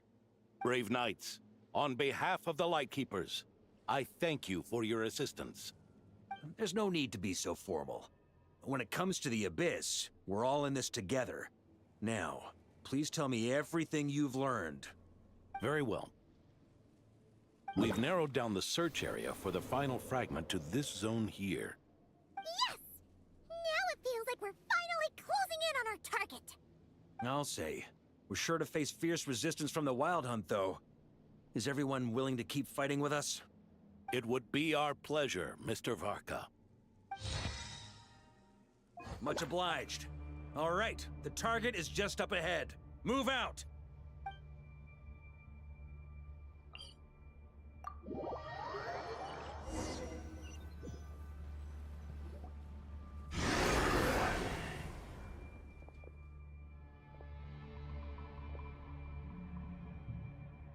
The hiding in the mist trick again.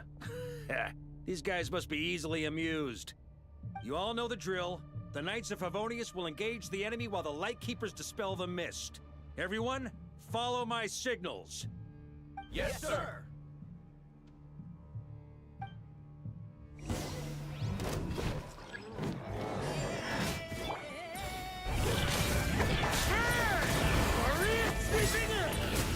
Lightkeepers, prepare to dispel the mist.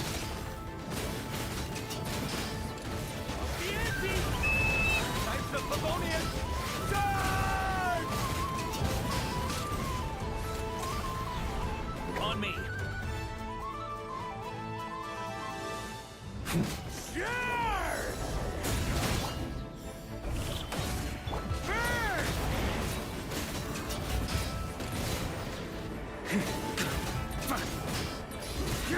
Flash! Thunder! Time to counterattack!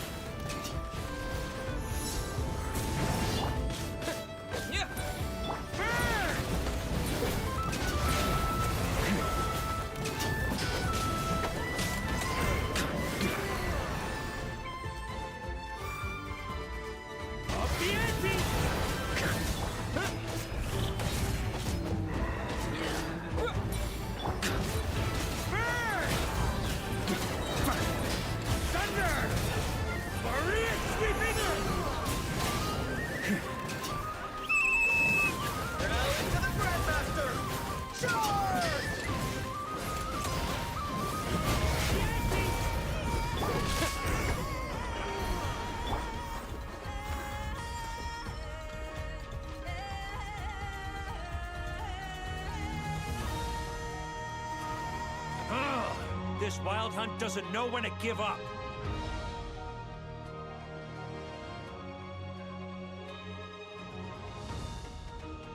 Traveler! Mr. Varka, leave this to us. Just like last time. Only a Knight of Boreas can deal with a wolf spirit, right? Don't underestimate us, Grandmaster. We can hold our own.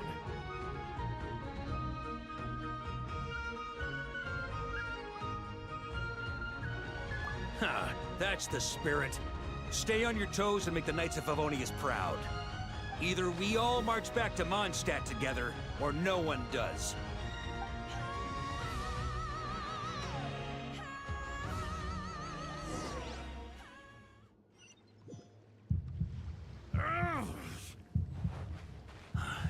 The final fragment is right there.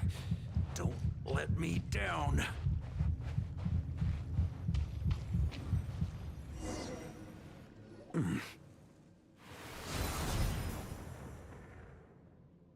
It seems you have collected them all, Knight of Boreas.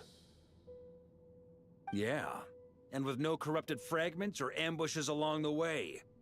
I have to commend your chivalry, Sir Roland. A true knight does not resort to underhanded tactics. Were this body not a false one created by the Wild Hunt, nor would I countenance those monsters to taint our duel with their presence. If you need a moment to rest, take it. Victory will be mine, regardless of whether the path to it is the one I would wish for. Save your breath. If you want to fight, let's fight!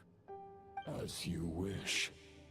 Then let us settle our unfinished duel, here and now.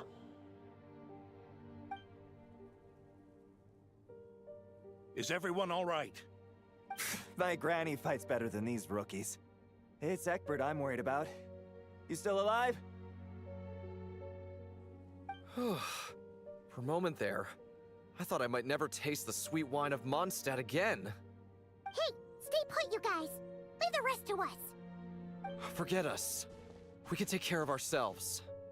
You're the only one still standing. Honorary Knight, find the Grand Master. We can't lose our Varka! Please! You have to find him.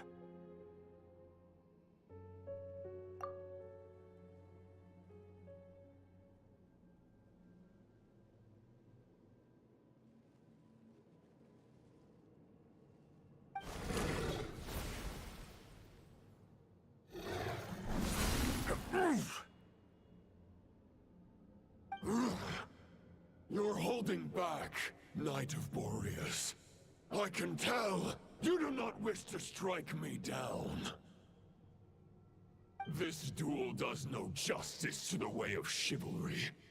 I wield the power of a god, while you dare not swing your sword with true intent. If you continue on this path, you will die. Your plan is doomed to fail. How can a helpless lamb hope to tame the heart of a wolf, when the wolf has seen through the lamb's plan? Ha ha ha! You're on to me already, huh?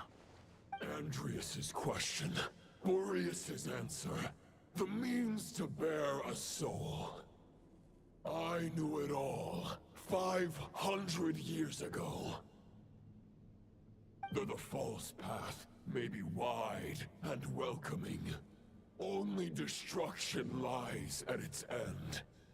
It is time to crush your futile hope!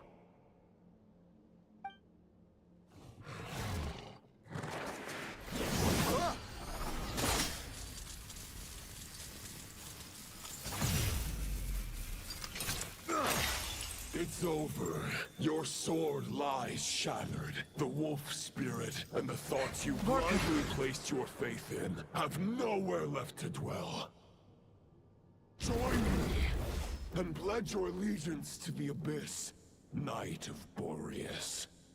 One day you will understand that the only righteous path for those of true virtue is the path of darkest truths. For the next part, it's over to you. Outlander who caught the wind.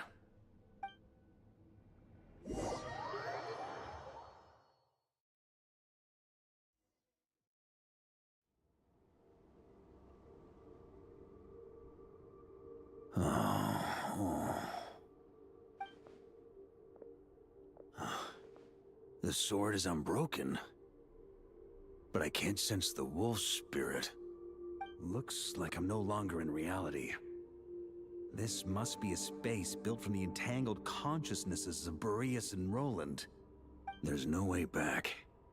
And all that lies ahead is the wolf's maw. Huh. Guess the only way is through.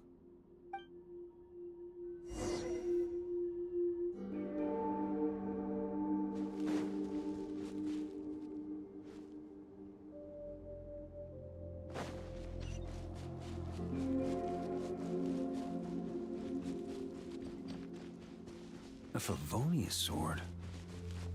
Who left this here? Lonely warrior. Take me to see him.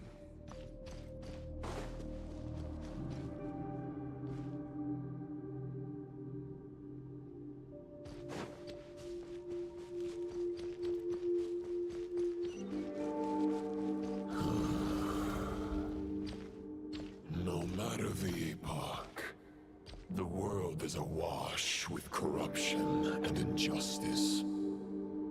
I have aided the oppressed and righted many wrongs. I have slain sinners and delinquents. I have slaughtered tyrants and demons. But however mighty one's blade, before the great injustice of fate, a mere mortal can but bow their head. There is only one way to save them. Who are you really trying to convince? Stormwind!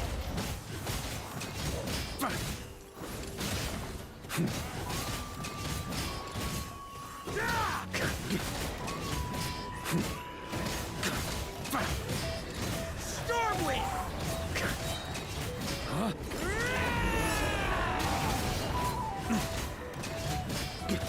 Huh?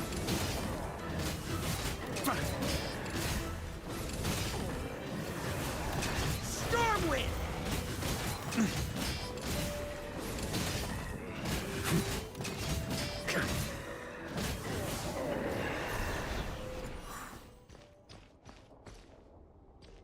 On me!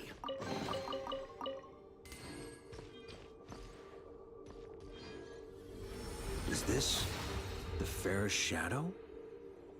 It doesn't look like an imitation. The title of Boreas must find an heir.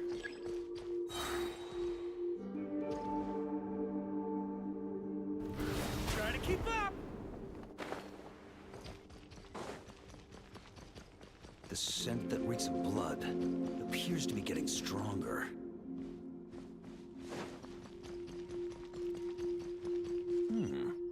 Looks like I can just jump right over these obstacles.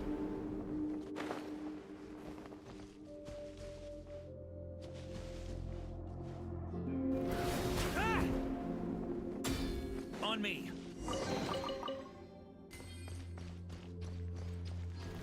Try to keep up!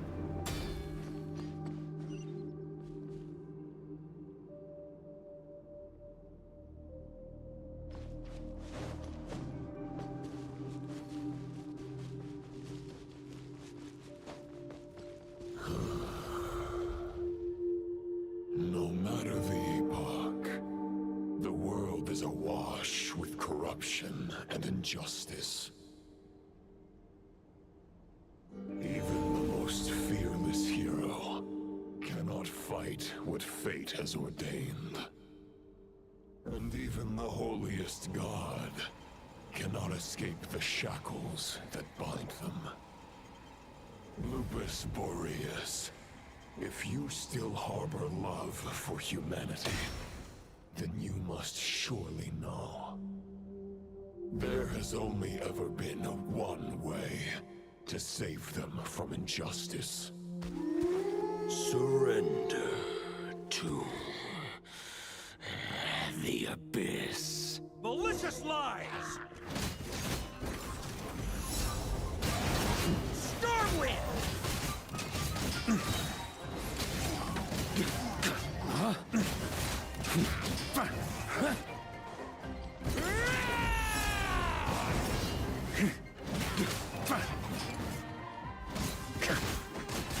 Stormwind!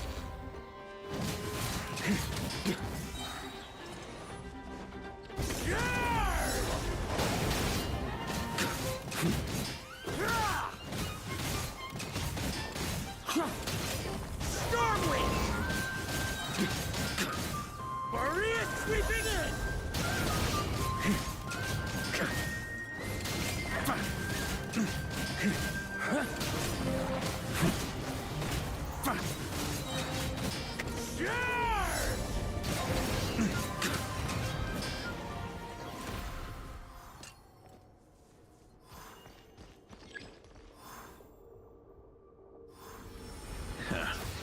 My old friend. This is not where your path ends. You must continue on.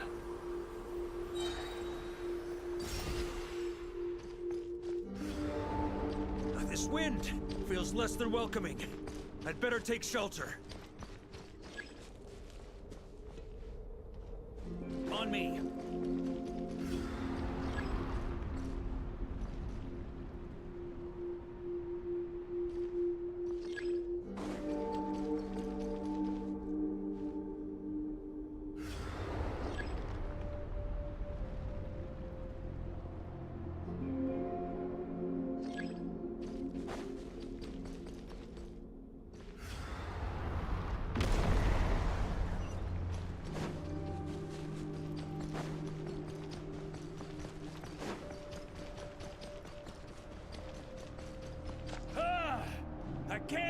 from it! You must deliver it.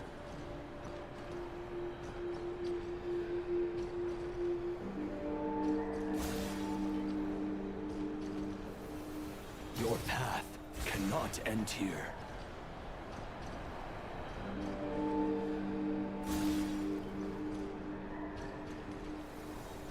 You draw near to the heart of the wolf.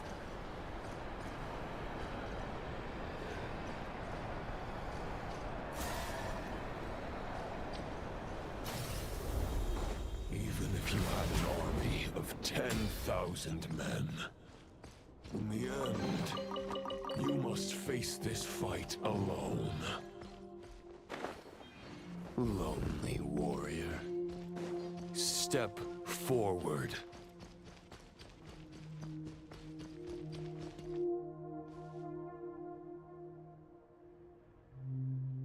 Is this the heart of the wolf?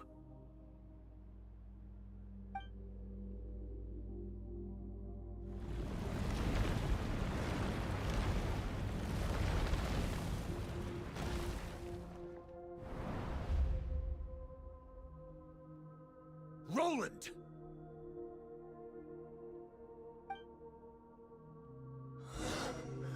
After countless bloody battles, trials, tribulations, and hardships, I, with my mortal flesh and blade, attained power to rival that of the gods.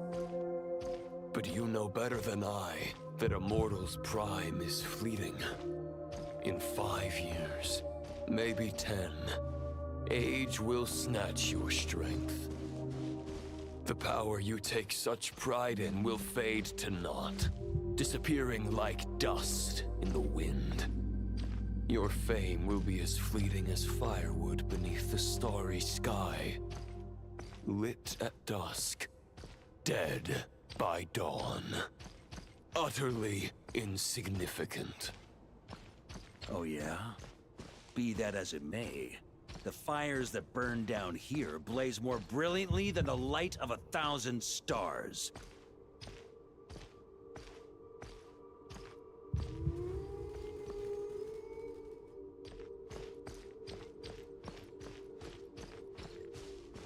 They blaze for but a moment. 100 years from now, your earthly flame will be long snuffed out.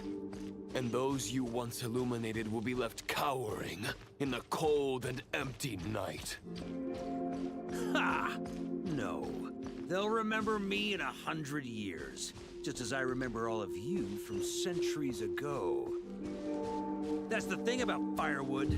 From the embers of a dying flame, a new fire arises, burning bigger and brighter than ever before.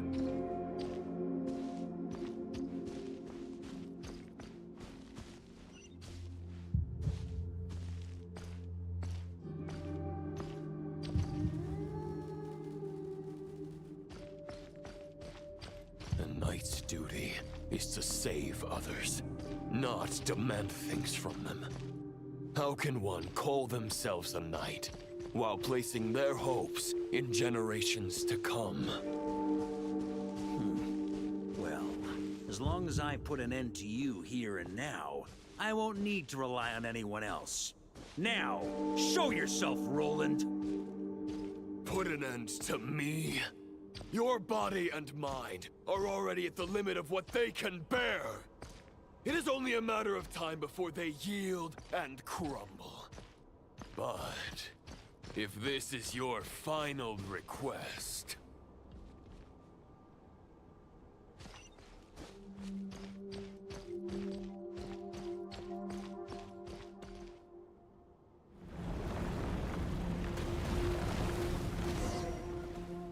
I shall do as you wish, Knight of Boreas. Huh. You're not quite how I imagined you. You don't seem half as crazed as the memories contained in the wolf spirit. Not once have I strayed from the righteous path. But when I look at you, I do not see a hero capable of slaying dragons. Just a lost soul who has wandered far too long. A shadow of the knight you once were. I guess we have that much in common. Neither of us are at our peak. The Rayhir of Solmari's forces have been defeated. And the Roland you see is but an imperfect image cast by the Abyss. I wield the power that Roland did at his peak, but my heart and mind remain frozen in that blood-stained moment. Therefore, I, in my current form, am flawed. A knight cannot bear their own stagnation.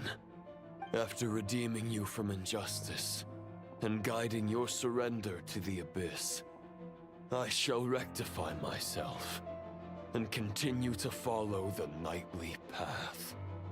Huh. The world out there can bear no more of your torment. Your obsession, clearly, remains exactly as I had imagined. I suppose there's no chance to make you see the light. No words can make a knight doubt his convictions, no matter how noble they may sound.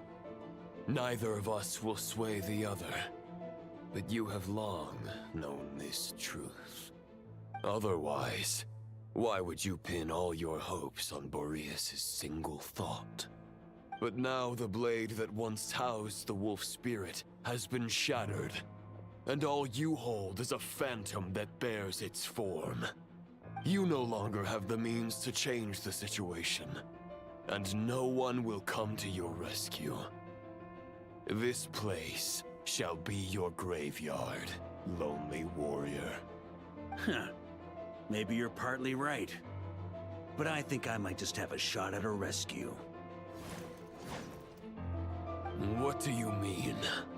There's only one person's mind I need to change, and it isn't yours. Forgetting where we are? This is the heart of Andreas, god of the North Wind.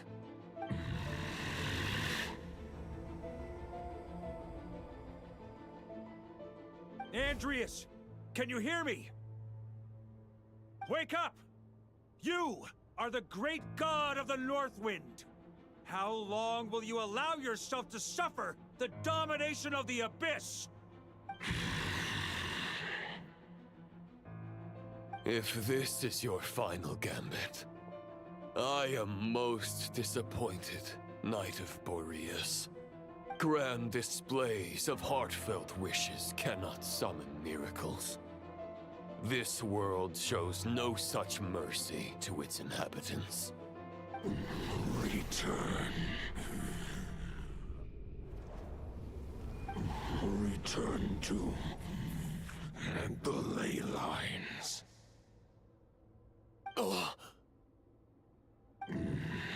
This is my choice. My memory. Is this the answer that I found at my journey's end? Andreas, at long last, I have delivered your token back into your heart. A Knight of Boreas. Watch on. This is all that a wolf can hope to do for humankind. On behalf of all humanity, I thank you, Lord of Wolves. Boreas is returning to the ley lines. But why? Your sword is broken. You no longer have the means to bear his soul. Unless... surely not. Begging for miracles is a futile endeavor. I know better than that. But a sword is just one kind of vessel. There are other ways to store a soul. The Dominator of Wolves once bestowed the power of his soul upon his pack, strengthening their hearts and sharpening their claws and fangs.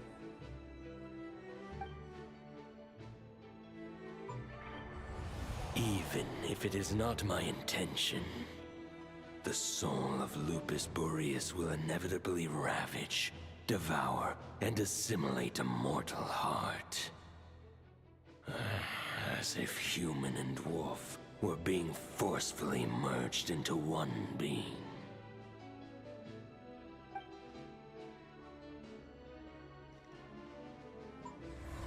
If a mortal heart is to bear the soul of a god, this is a path that cannot be retraced.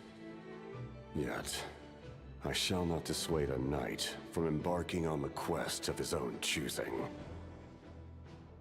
Your heart, your soul, they are collapsing. Now I see. You were wondering how a lamb could tame the heart of a wolf, isn't that right? Here's my answer. You get the wolf to swallow the heart. The wolf spirit within the sword was merely a decoy. The true thoughts and memories were carried within your heart.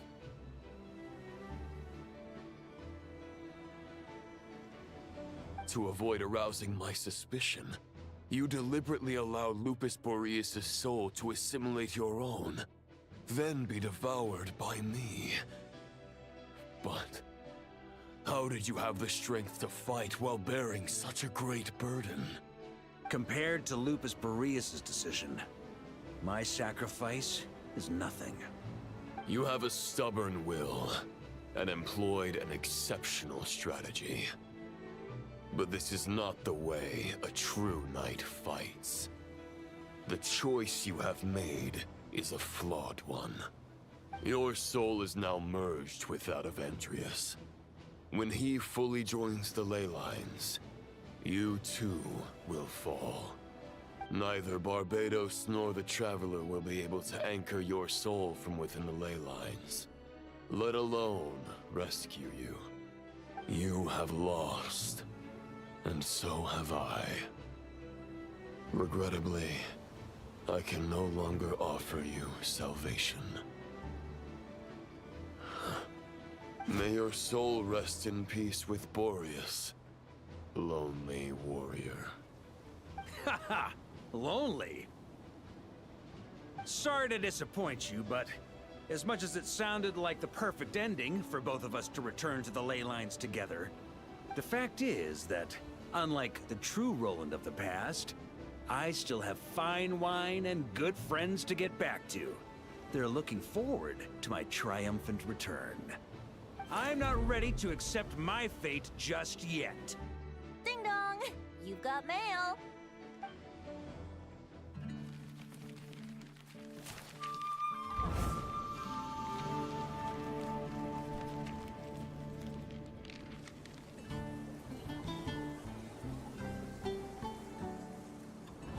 Until I return, I leave them in your care.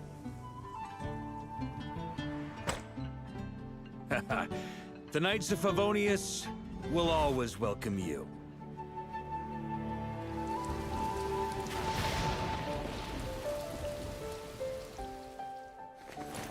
Come on, to Mondstadt! Dear Grandmaster. To Varka. To Varka. Family. No pig call.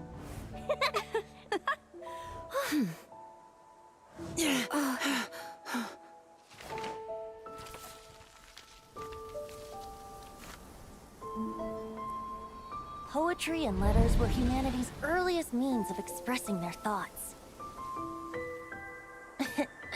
Make sure they all get delivered, Outlander who caught the wind.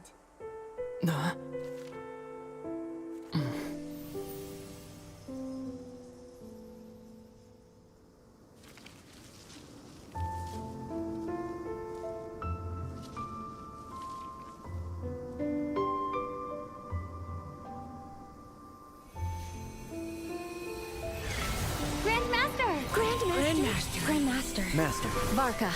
Varka. Go Varka! He's the right to us! For Varka.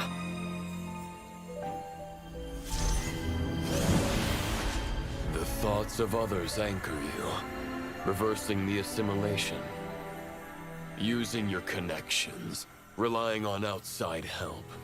This is not the way of a knight. The Abyss can sustain me no longer. But now, countless souls who died unjustly will emerge to prevent your return. If you believe in your path, then grant them release. Carve your way out through bloodshed. Varka, mightiest knight of Boreas.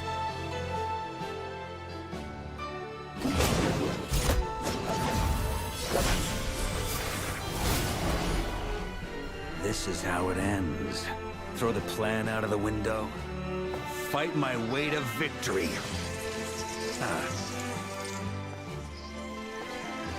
Well, that suits me just fine!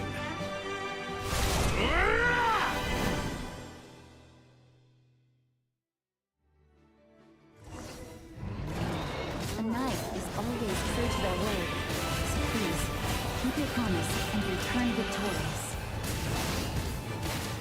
You are not alone. Right back at you, Varka.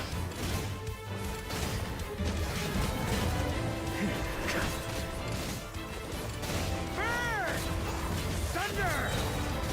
Charge! Wind blows southward. May it guide you on your journey home.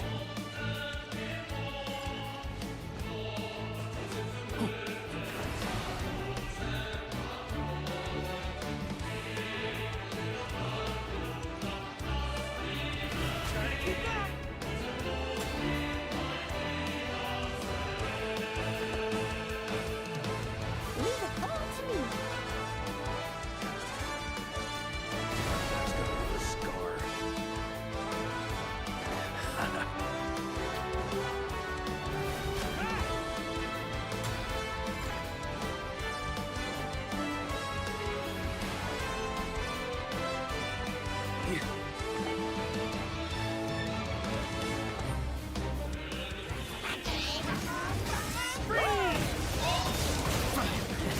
There's an ice-cold drink with your name on it. Ready when you are.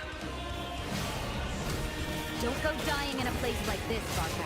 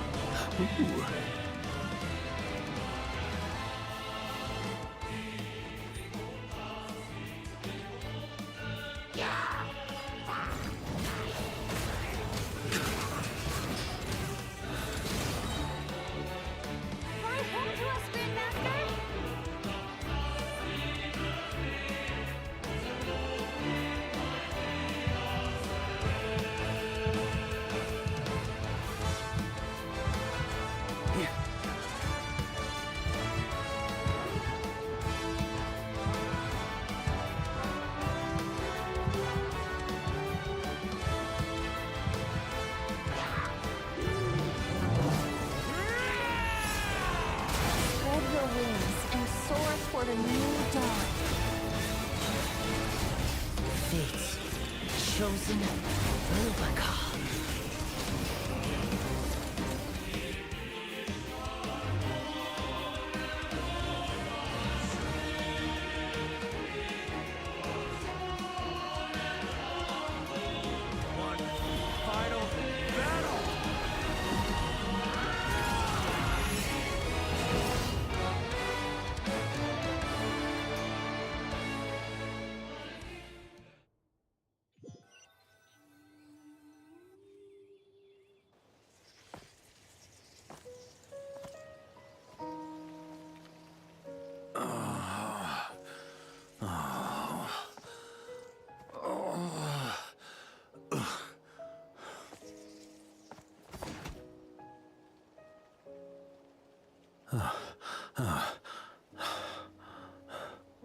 Walk forward and do not look back.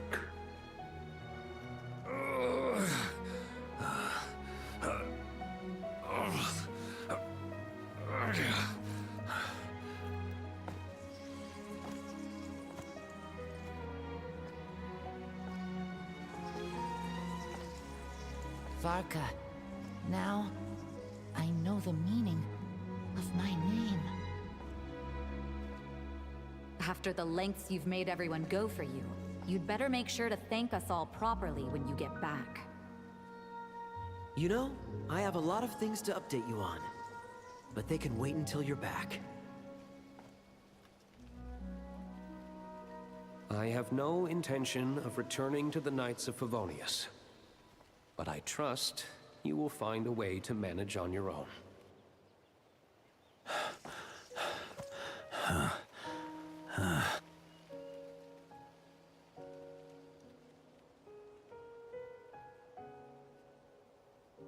Grandmaster, we're all waiting for you.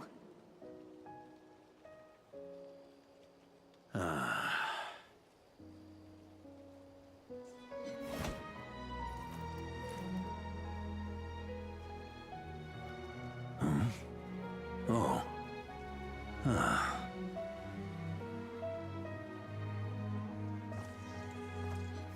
I'm not doing too bad a job as Grandmaster, am I?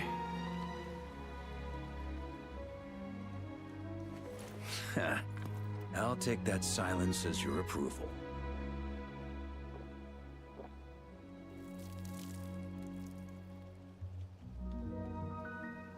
Everything you swore to protect with your lives, it's all still here, safe and sound.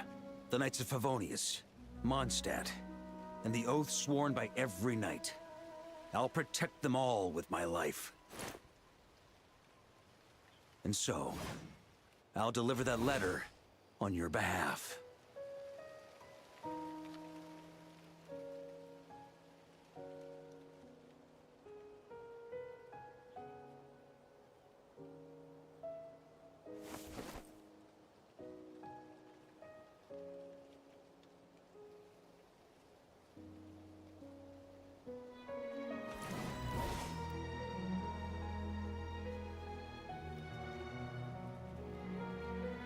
I know it's just a shadow of the real Roland, but if you have the time, could you please read it for him? Rostam and Arundelen, they never forgot you.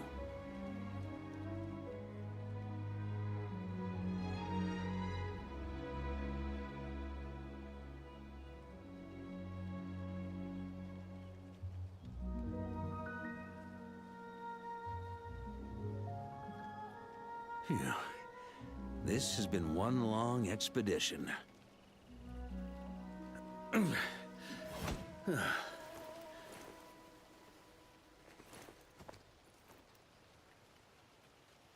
From here on out, I think I'll let the wind lead.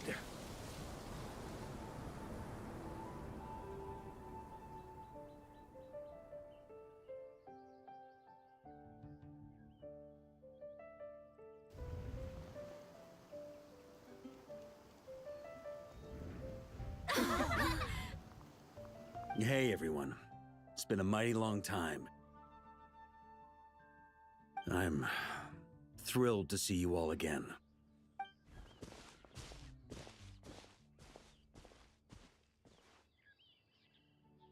Welcome back, Grandmaster.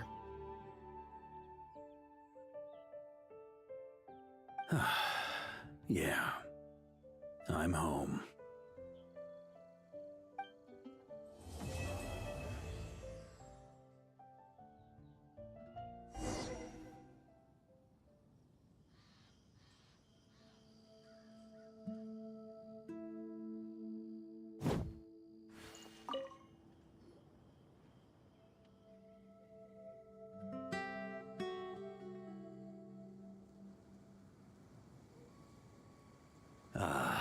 It's been a while since I felt this wind on my face. Just how I remember. So, Is there anything you'd like to talk about? Now's your chance before I get dragged off to the office. This sword was just a decoy. I carried his soul in my own heart. That was the plan I was most certain would work. The second half, though, using everyone's thoughts to guide me back out of the ley lines, I wasn't too sure that would work out. All jokes aside, what would you have done if the Traveler hadn't been able to separate the wolf spirit from Roland's influence? Initially, I was planning to have Barbados carry out that step. But when I approached him about it, he said there was a much more suitable candidate. The Outlander who caught the wind. Turns out our trust was not misplaced. Thank you.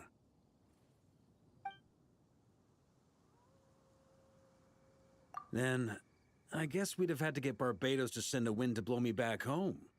But it would have come at a heavy price, and with no guarantee of success. Besides, I'd rather not have him expend that kind of power. It's a good question. A glass of the finest dandelion wine, perhaps? No doubt I'd have to pay for it with a secret stash of cash in my office. You're dreaming if you think it would have come that cheap.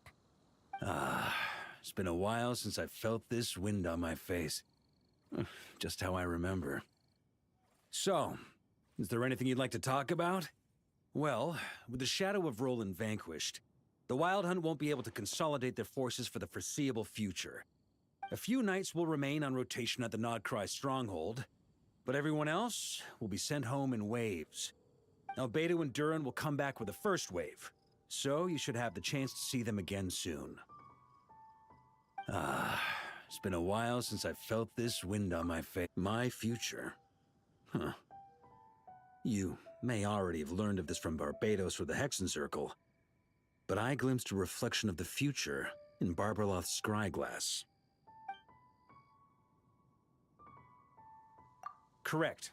Although, as things stand now, I believe we may have changed the course of the future, thanks in no small part to you. Still, after I've tied up some loose ends with the Knights of Favonius, I'll need to make another trip back north. There's still a lot of work to be done at the Nodcry stronghold. Besides, the first group of knights who volunteered to stay there have yet to be relieved of their duty. How could I simply abandon them? How noble. But be honest, your main reason for going back to Nodcry is so you can dump all your work here on Jean again, isn't it? Wait, seriously? I'm only pulling your leg. You'll be seeing a lot more of me in Mondstadt from now on. It's been a while since I felt this wind on my face. Just how I remember. So, is there anything you'd like to talk about? Now's your chance. All right, then. I'm gonna stay here and enjoy the breeze for a little longer. For all the wine in the world, there's no feeling as intoxicating as the wind from your hometown after a long time away.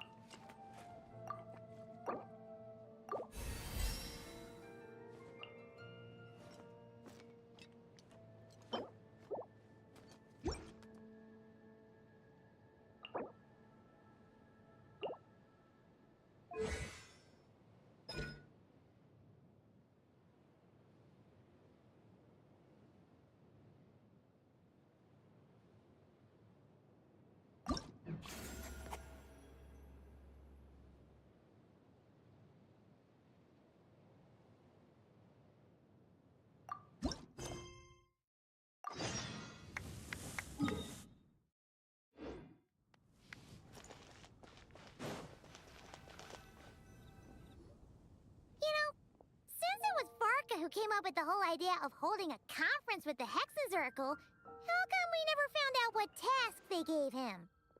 Let's see. Varka... Wait, why is it blank?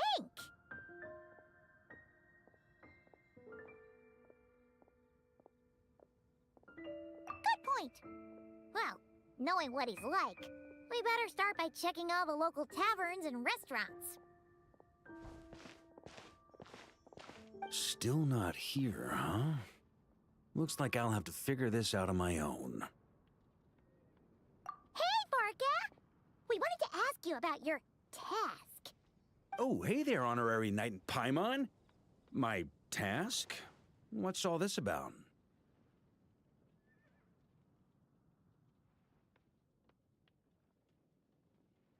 Now that you mention it, I'm pretty sure Alice did tell me something about that. I think. You think? That conference of yours is why those tasks even exist in the first place. Ugh, anyway, why is yours blank? If I had to take a wild guess, probably because it'd be too much for that little book of theirs to handle. My task is to make the finest wine Tevat has ever seen. How's that too much? Trust me, this is serious business. See this new scar on my arm? That's what it cost me just to get my hands on the recipe. There I was, venturing into a deep, dark domain, battling some of the fiercest, most vicious monsters I've ever seen.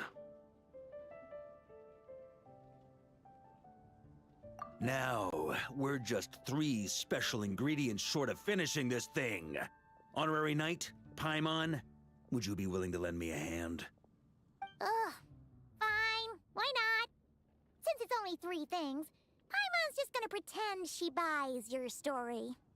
All right. Haha. So, we still need wood chips struck by knights, pigeon feathers shed in joy, and medicinal broth brewed in a large cauldron. Wait a sec! Were we supposed to be making wine? That sounds like some kind of super suspicious potion. Good point. Well, our taskmasters are a bunch of mages after all. We're following the recipe to the letter, so all 3 ingredients must adhere to their requirements.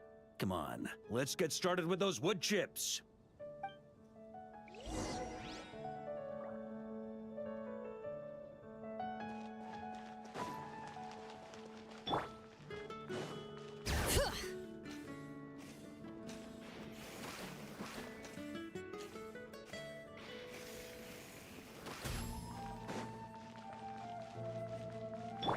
Try and stop me!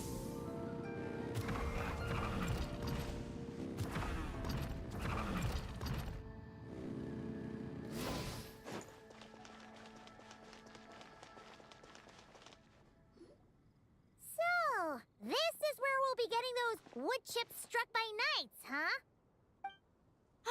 Grandmaster! Honorary Knight! Are you here to train as well? Well, maybe not in a traditional sense, but we're here to pursue a goal, so I guess that counts too.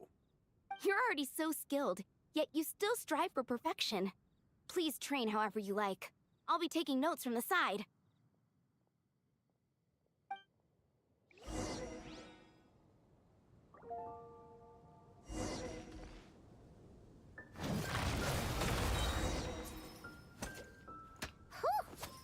Paimon had no idea the Knights of Favonius had training dummies this huge! Amazing! So that's how you do it. Why does Paimon feel like she's heard that reaction like 100 times before? Yeah, this'll do. The shape, the texture, the quality. Brilliant.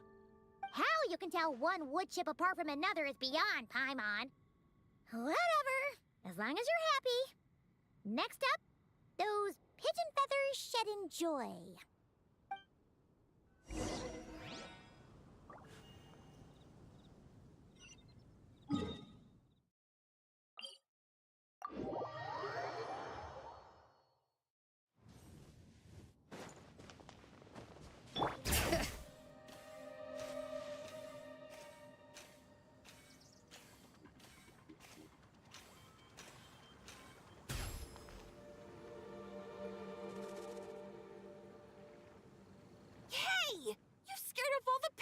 pigeons! Grandmaster? Hey, if it isn't little Timmy! Grown up quite a bit, haven't you? Been eating well? Yes, sir! I always remember what you told me. That I've got to eat well and exercise hard if I want to grow up big and strong. Well, guess that's the Varka effect. Honestly, Paimon would be shocked if there was a single kid in this city who didn't look up to our living legend over here. Sorry for scaring your pigeons away. I was actually gonna ask, is there a way to approach pigeons without spooking them, while keeping them happy at the same time? To be honest, I usually walk up to them quietly and scatter some feed. Boom! That's it! Say, you got any extra feed on you right now? I do have quite a bit, but... Grandmaster, what are you planning to do? Don't worry, little man. We just need to borrow a feather or two. You have my word. All right then, no problem. And thank you, Grandmaster.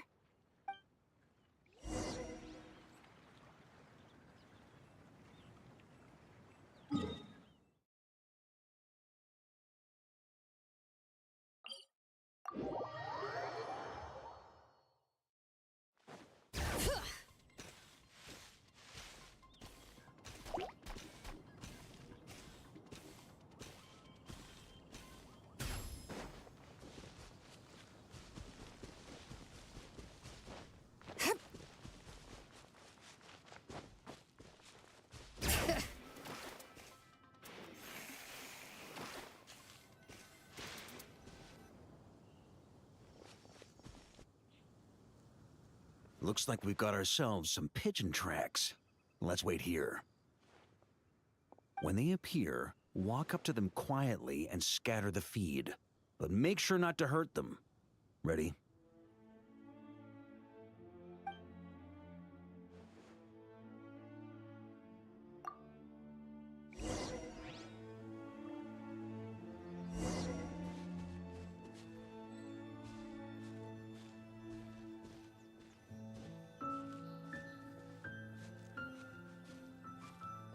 Hey, you scared them away. Guess we'll have to wait for them to come back now.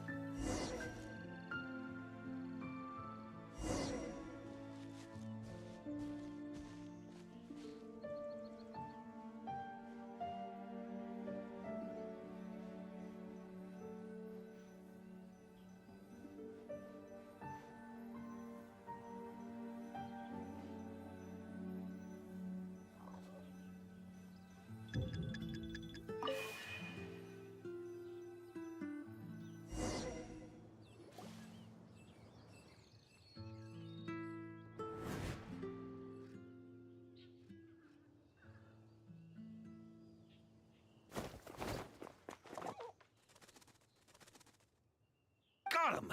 The feathers are in the bag. I repeat, the feathers are in the bag. Finally!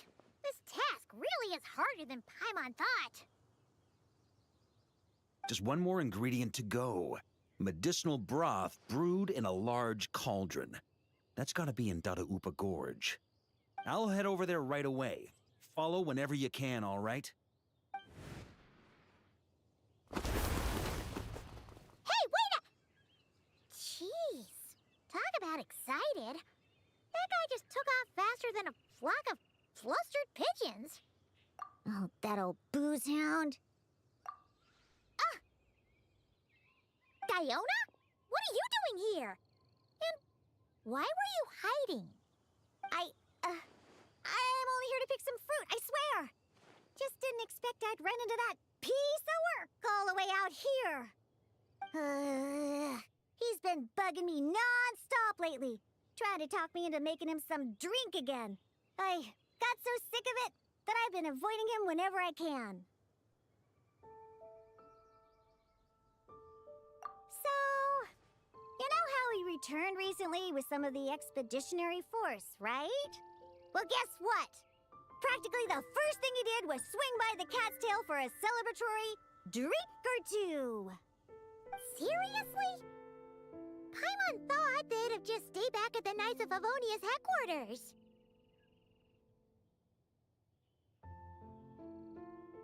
Ugh. Hence why I said, practically. They did all that and more. The cat's tail was round 3 of a citywide tavern crawl. And Paimon bets they'll do it all over again the next time another batch of troops returns home. Anywho, long story short, I couldn't bear the sight of those drunk old skunks for even 1 second longer.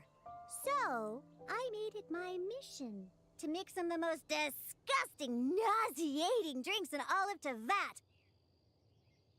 Yeah, so that's why I tried to get Prince to mix the drinks instead. Ugh, if only those drunkards hadn't started messing with his Meow-Jo. In the end, Prince ran off before he could finish. At least he gave that old boozer a nice big scratch on the way out. Ha ha!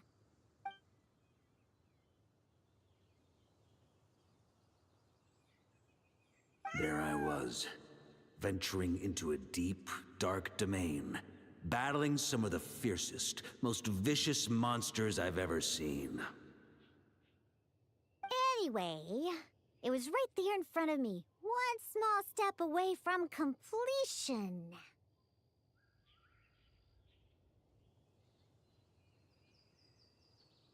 Yeah.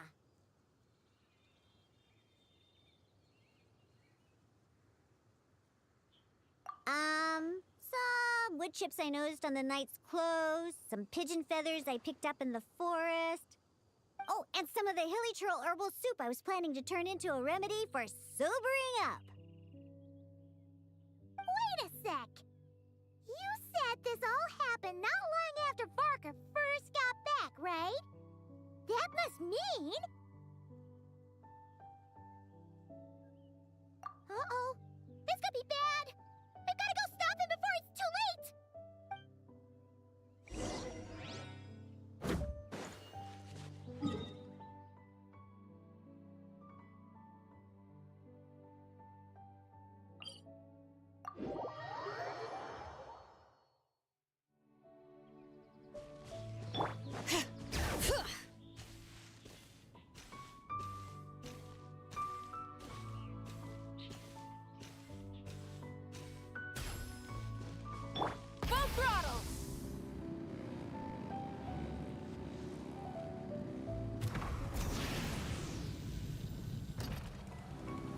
The flame burns. Unbelievable!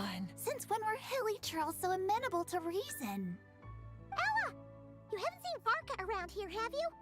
As a matter of fact, yes I have. Just now he went off to borrow a large cauldron from the hilly churls. And get this, they gave it up as soon as they saw him. The weirdest thing was they barely exchanged any words at all. I just don't understand how it all went so smoothly. Could the Grandmaster know some hilly churl body language that I'm unaware of? That's not the point here. Anyway, where is he now? Right over there. Finally, it's done. The finest wine in all of Tevat. Right here in my hands. Oh, hey, gang. You finally made it. Those hilly trolls just now were surprisingly reasonable. Didn't expect this to go half so smoothly. Ha! Anyway, time to find out what this bad boy tastes like. Huh? You want to taste it first? Dream on, kid. The honor of the first cup's mine. Don't worry, I'll leave some for you. Oh, ooh, oh. Hold up. Oh, why do I feel so bad?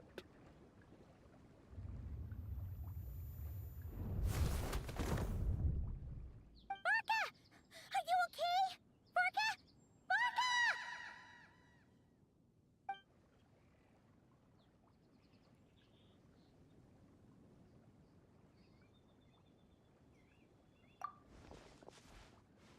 Come on! You didn't defeat a god just to fight the dust here! For a moment there, I could have sworn I saw all the previous Knights of Boreas standing right here in front of me.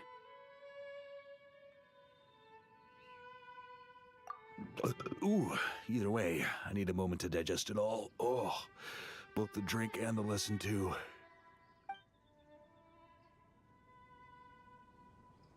Aha. So the missing ingredient was actually the Spring Fairy's blessing. Never would have guessed. Hey, don't you act all innocent. You still owe us one for trying to pull the wool over our eyes. Sorry. Truth is, though, I genuinely believed it would work. And I was even planning to come clean over a drink or two afterwards anyway. But I guess you probably don't want to drink it anymore, do you? Well, guess I owe you one. How about this? I'll treat you to a meal at the Good Hunter once we're back. No, that's more like it. Oh, come on! You saw what a state he was in after he downed that cup. I'm not sure he's learned his lesson. Guess I have no one to blame but myself, huh?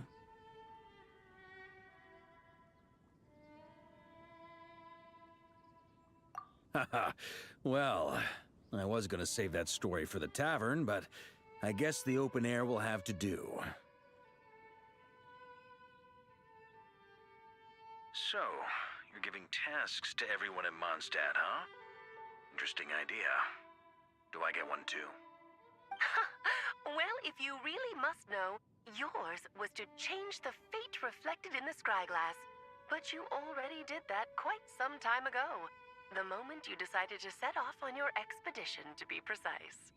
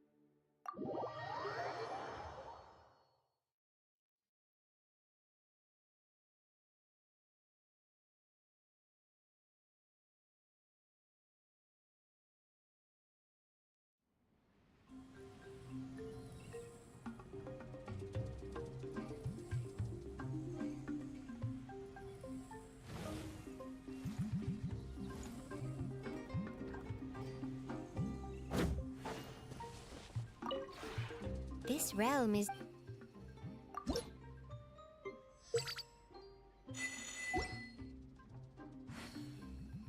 If you ever...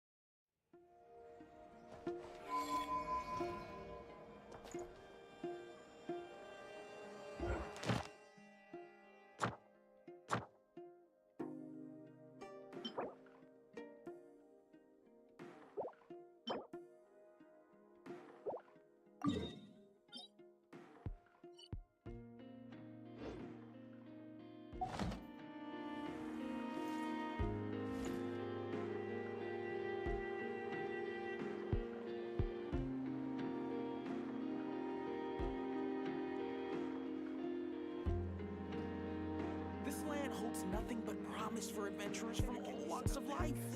Wouldn't you agree?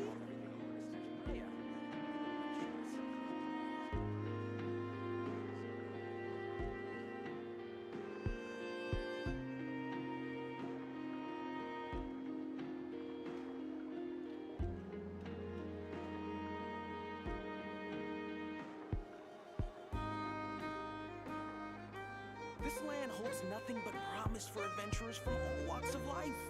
Wouldn't you agree?